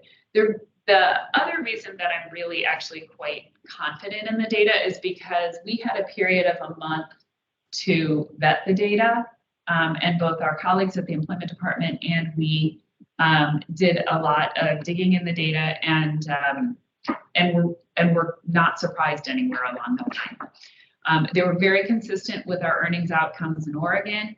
They're very consistent by institution, even by SIP, by field level program area, by level of credential, and the number of graduates covered was what we would expect too. That's a little different than the employment rate, but you might think of it that way. So yeah, we're quite confident, and Bobby Lincott, my colleague at the employment department, and his staff were confident as well. I believe we have an additional online question from Commissioner Lujan Valario. Go ahead.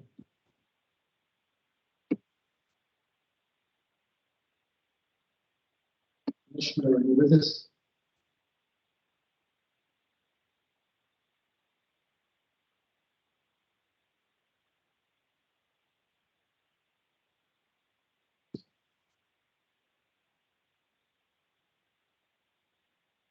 Do you want to put your comment or your question in the chat if you can't get off mute? I believe he was a guest previously. Commissioner Lujan Valario, you should be able to unmute yourself now.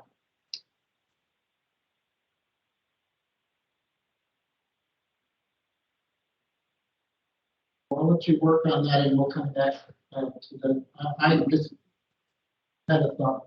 I actually did have a question. Amy, you had answered the question about parsing the data by race, gender, first generation. One thing I was thinking about is that income disparity is something that we are facing in this country, but there's another measure of that inequality that's wealth disparity. And I'm wondering if it would be realistic to, in the future, incorporate that wealth, especially from starting that beginning wealth to the ending wealth of college, because that would be kind of a measure of the health of the American dream that was referred to this morning. Commissioner, thank you very much for that. When I was saying these aren't even the only economic outcomes, wealth accumulation and wealth inheritance was part of what I was thinking. Okay. And so I very much appreciate that. While it will be part of our requesting of the Census Bureau, I imagine, and based on my earlier conversations, that the Census Bureau will probably prioritize other things at first. But this is a critical issue, right? And so the Census Bureau, has access to these earnings data. That's very different than access to income tax records, where we start to see other indicators of income that get it well. And it is definitely work that we have pursued and will continue to pursue in my office to look at upward mobility and the impact of college and university and workforce training on upward mobility. There is really good national research on that, some of it Oregon specific, but I don't anticipate it getting folded into this tool soon, but I would love it. I thought about the promise of this information, issues, social determinants of health, connecting outcomes with health outcomes, for example, variety of opportunities. Commissioner Lujan Valario, is he with us now? Yeah, thank you, Chair. I appreciate your all's comments. Thank you. I just wanted to say thank you to Amy for the presentation. I think it's very very fruitful when it comes to getting a sense of how folks' paths in higher education can lead their lives. I'm assuming this is a tool that also will be used in different spaces beyond this one, and I actually would be interested to see how a similar kind of cautionary view of this tool, though, can also be given to some of our legislative leaders. Because to your point, you mentioned teachers and the fact that there's a shortage in workforce. If we also want to make those spaces appealing and truthfully reflective within even this tool and just within our encouragement, that they also recognize that we can provide as much workforce training as possible, but unless the economic forces are ripe for them to also be, in a space for recruitment of those positions, then those challenges of retention and recruitment will continue to exist. So, we can train as many truck drivers to be able to be certified to be truck drivers, but if that industry is not really meeting the demand of the workforce, then it's just not going to change. So, I really would love to see how this could be a collaborative educational tool that can be mutually understood by the commission and our legislative leaders, our elected leaders, our industry leaders, and saying that it really is a holistic ecosystem that needs to be addressed, not just do we have the workforce to meet that demand. Commissioner, I appreciate your comment, and I'm wondering if I'm hearing you properly. But the idea that we might do a training during legislative days or legislative session is something that I would defer to Director Cannon to decide, but I'd be absolutely willing to do. I think that'd be a great opportunity if it's not capacity sucking. Thank you. Any other questions that we need to move on to the next agenda? Just a comment, if I may. Thank you, Amy, for all of this valuable information. I think it's wonderful that they have this, and as you say, accessible to anybody in the state, really. I can't help but go back to some of the testimonies that were heard this morning. We can show this data to any high school senior, and it's logical. If they came further studying and earn degrees of the kid and want to earn more. That in the back of my mind, I keep thinking about single parent, the student who is struggling to pay rent, the student who is not supported by a mom or dad or knows. And that's the question I have in the long run. But for today, possibly, what do we do to meet those needs so that those students can get on that path to earning a degree, certificate, graduations? Thank you. Thank you, Commissioner. I appreciate you're raising that question because it is the issue in front of us, right? That both the rising earnings and the higher earning are a clear truth, and they're not the only one. Thank you. This is just a tremendous tool, and there's so much for us to learn about the civil side. Just anecdotally, I just this month attended my 52nd high school reunion, delayed by community code. 2 years before that, I attended my wife's 50th. She graduated from Dallas, class of 400 people. They had a memorial, and there were 8 people. So 2% after 50 years, that's not. In my high school reunion, we had a memorial book, 30% of my class.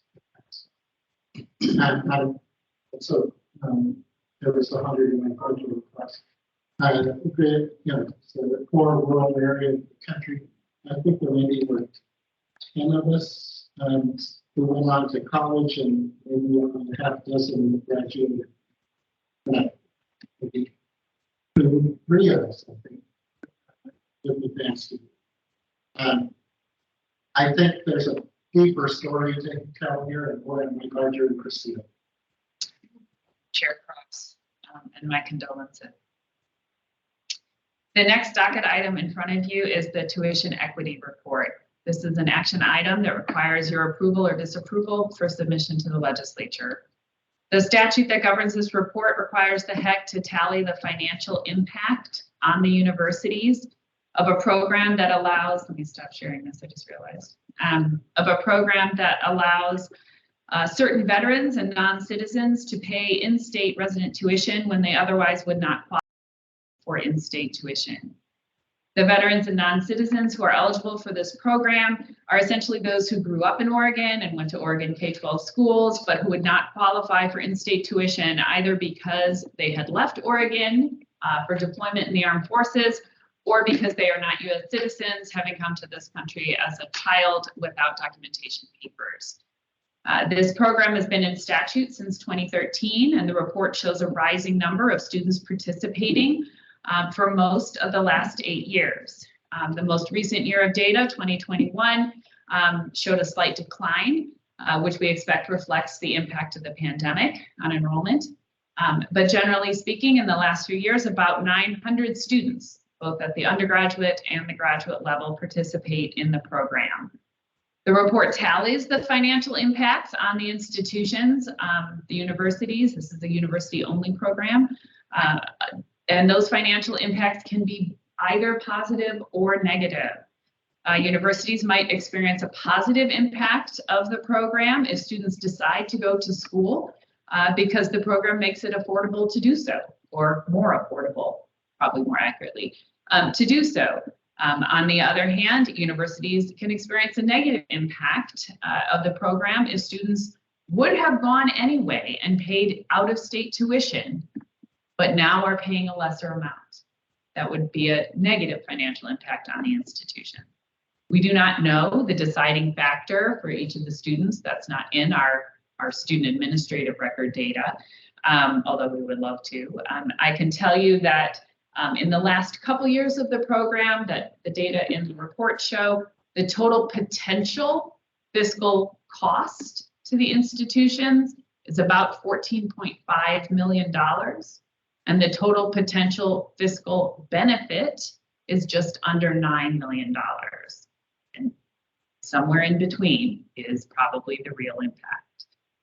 The potential total cost amounts to about 1.5% of the total tuition revenue at the institutions. Not that that is a small number, but it is a much smaller percentage of the institution's budgets than it might be of a family's budget. And although the statute does not require it, we also lay out the impact on individual student budgets of the program. And from a student perspective, the program saves an individual student or family between $12,000 and $25,000 a year, or $50,000 to $100,000 over the course of 4 years of study. And I would be happy to entertain questions about the report. Thank you. Thank you, Amy, for this. I guess I'm wondering if the universities, if they're misinterpreting or interpreting the maximum fiscal cost to institutions, especially having it side by side. The revenue is a fact. We know the revenue. We don't know that they have lost $1, much less than the 14 million. I realize that's a relatively small figure cumulatively. Because we really don't know that any of these students would have been able to attend or would have chosen to attend had they not gotten in-state tuition. Vice Chair Rowe, this is a really important question and one that has come up increasingly as we have submitted more of these. The statute has sort of gained momentum and we've submitted more of these. We are hoping in the future to be able to have some capacity in our office to be able to do focus groups or surveys of students that to help us get at this kind of question, statute and others as well. I simply don't have it today. And so I agree with you that it is quite possible that there is only a benefit of the program, especially that might seem likely in light of the testimony we heard earlier in the meeting, but I cannot tell you that for certain. And so we show the range of possibility and try to state explicitly that it could be either way. Well, I wonder if it doesn't change on information available, which I understand is would be difficult to do. Perhaps in future reports, they are not presented comparatively. Because the cost, the potential lost revenue seems to me to be more of an explainer or more than an asterisk. But again, since that's an unknown, to have it side by side with the factual information could be misleading. I appreciate that comment, Vice Chair Rowe, and we'd be happy to make adjustments. Just for consideration. Thank you. The other questions? This is an action item. We need to approve this report. Move for approval. And move for approval. Is there a second? Second. Second. Then any discussion on the motion? Hearing none. All in favor, signify by saying aye. Aye. Opposed, same sign. Abstentions? Motion carries.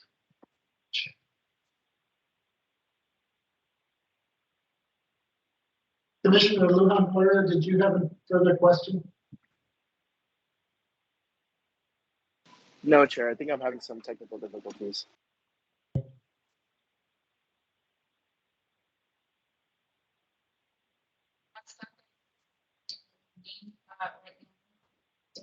Between you and lunch is a status report on progress made toward the adult attainment goal. The HEC adopted the adult attainment goal in late 2018 to supplement the state's pipeline educational goal of 40-40-20, which was put in statute in the 2017 session. The spirit of that goal, which has always been to apply a cohort-based goal to the high school graduating class of 20. The adult attainment goal, in contrast, is a supplement that calls for 300,000 adults aged 25 and older to earn post-secondary certificates or degrees by 2030. That 300,000 goal is 100,000 more adults than would be expected to earn a credential at the rate prior to the goal's adoption. In other words, to increase the number of adults, substantially increase the number of adults earning certificates and degrees by 2030. That 300,000 number was chosen to meet expected labor market demands over the coming decade. Because Oregon also, as you know, has substantial educational attainment gaps among people of color and among low-income Oregonians and rural Oregonians. The goal also includes sub-goals to reduce educational attainment gaps, to narrow those gaps by half during the decade. The goal officially began, or rather we began counting, I should say, in 2020 to allow for a couple of years to ramp up strategies to increase the number of adult learners in our colleges and universities and workforce training centers, and to increase equity for underserved adults in communities of color, low-income communities, and from rural areas. And this research brief is not required, but is in front of you to summarize progress made in the first year. In the first of this goal's 10 years, Oregon has made what I would describe as minimal progress. And essentially the pace of educational credentialing or degree attainment in this first year has been very similar to what it was in prior years, before and after. So if we parsed out the 300,000 goal evenly across a 10-year span, we would need about 30,000 adults to earn credentials each year.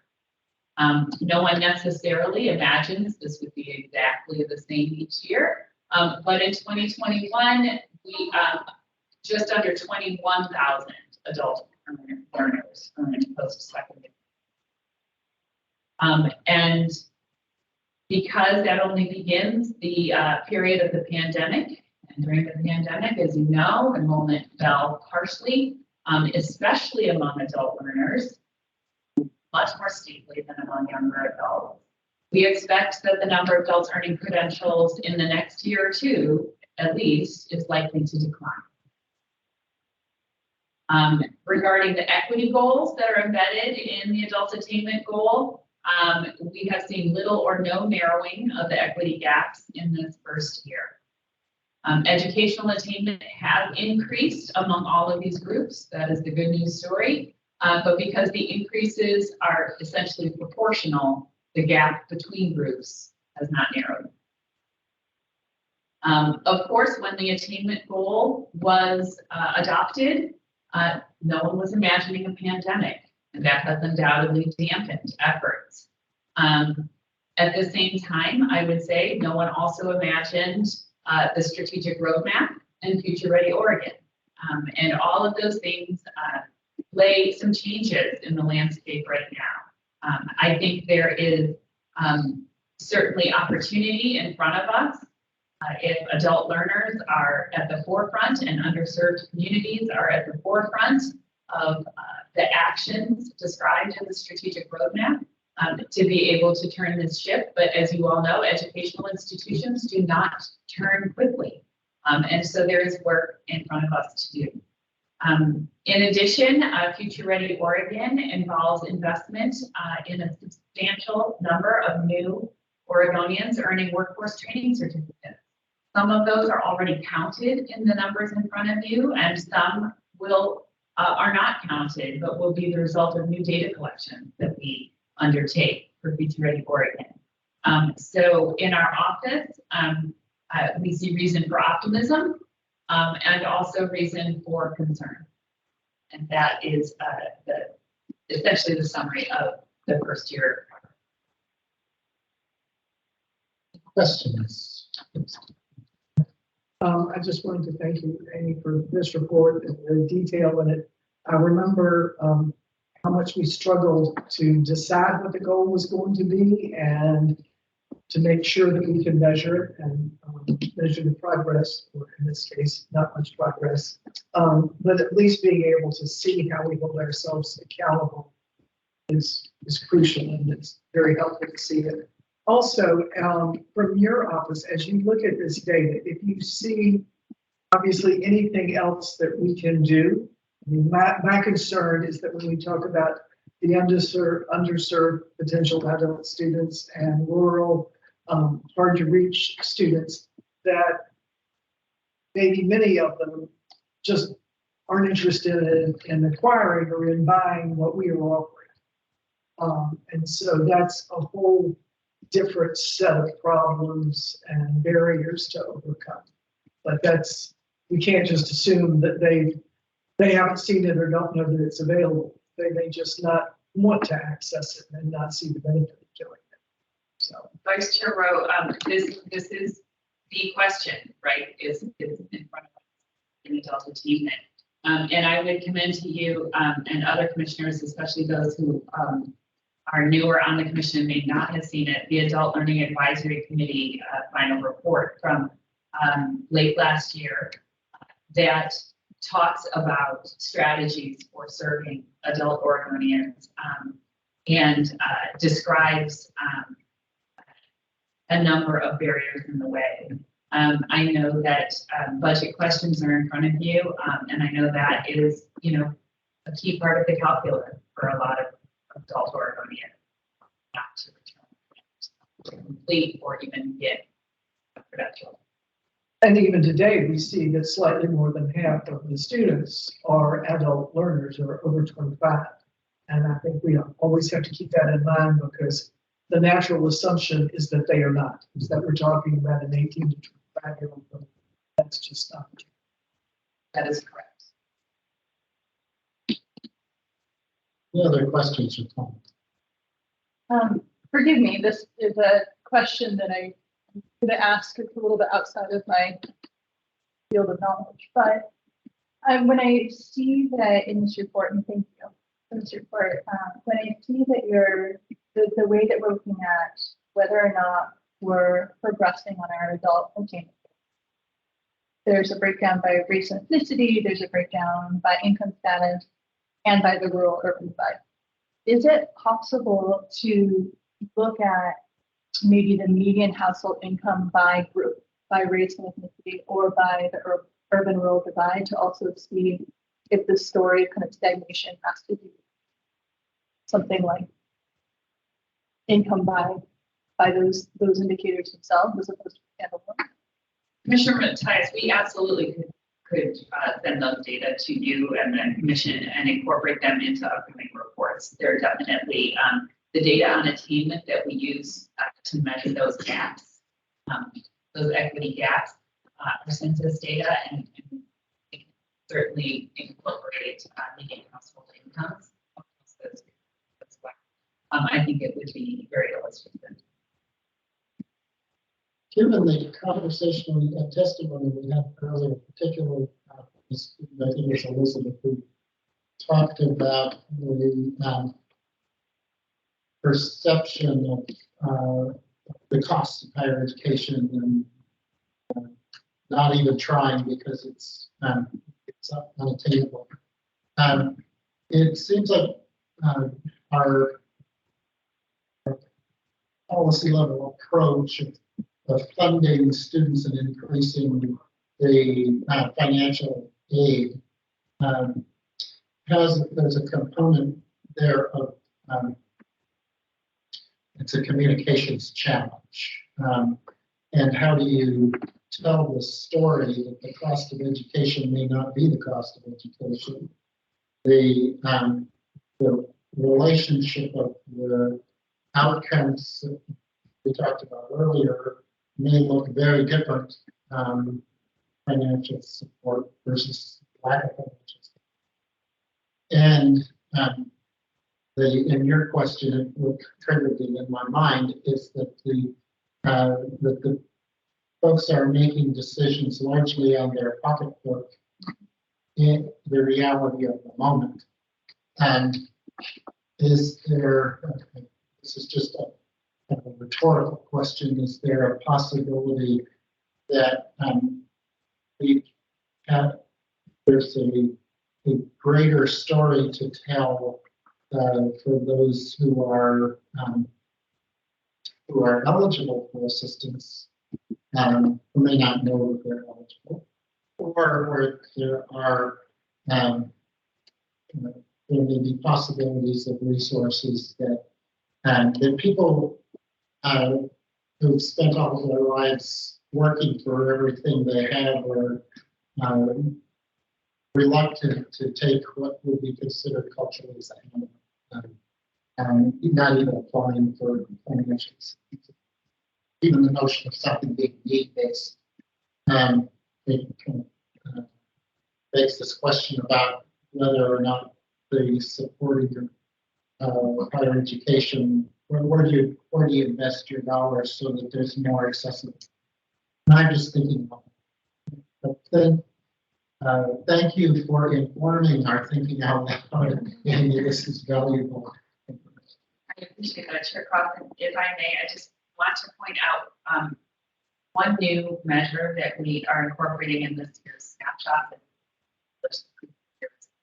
to reflect it, and that those will be out on either Friday or Monday. Anticipate. And that new measure, we worked with our colleagues in the Office of Student Access and Completion Director here to show the percentage of students of returning students who are taking essentially at least 6 credits, who could be filling out a FAFSA and might be eligible for aid and don't. And so we have that on the snapshots to try and call attention to this issue. It's just one little number, but to try and help spur this conversation about there may be aid available to you. There may be aid available to you. And of course, that is not working.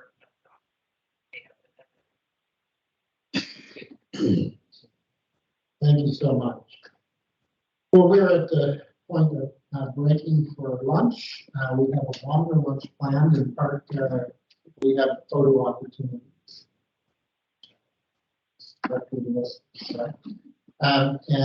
So we will reconvene at 1. Anything else? Not immediately. I would just ask that everybody go upstairs. The main lunchroom will, I believe, be the Willamette, is the Eagle Creek. The main lunchroom is the Eagle Creek room. We'll have photos in the executive conference room, and Ben has graciously offered his office as a quiet room if anybody would like to do some work or just have a little time to themselves. And I will gladly lead everybody up there and also share with you the timing of the photo sessions. So, on break. Did you say when we'll be returning for folks online? Okay.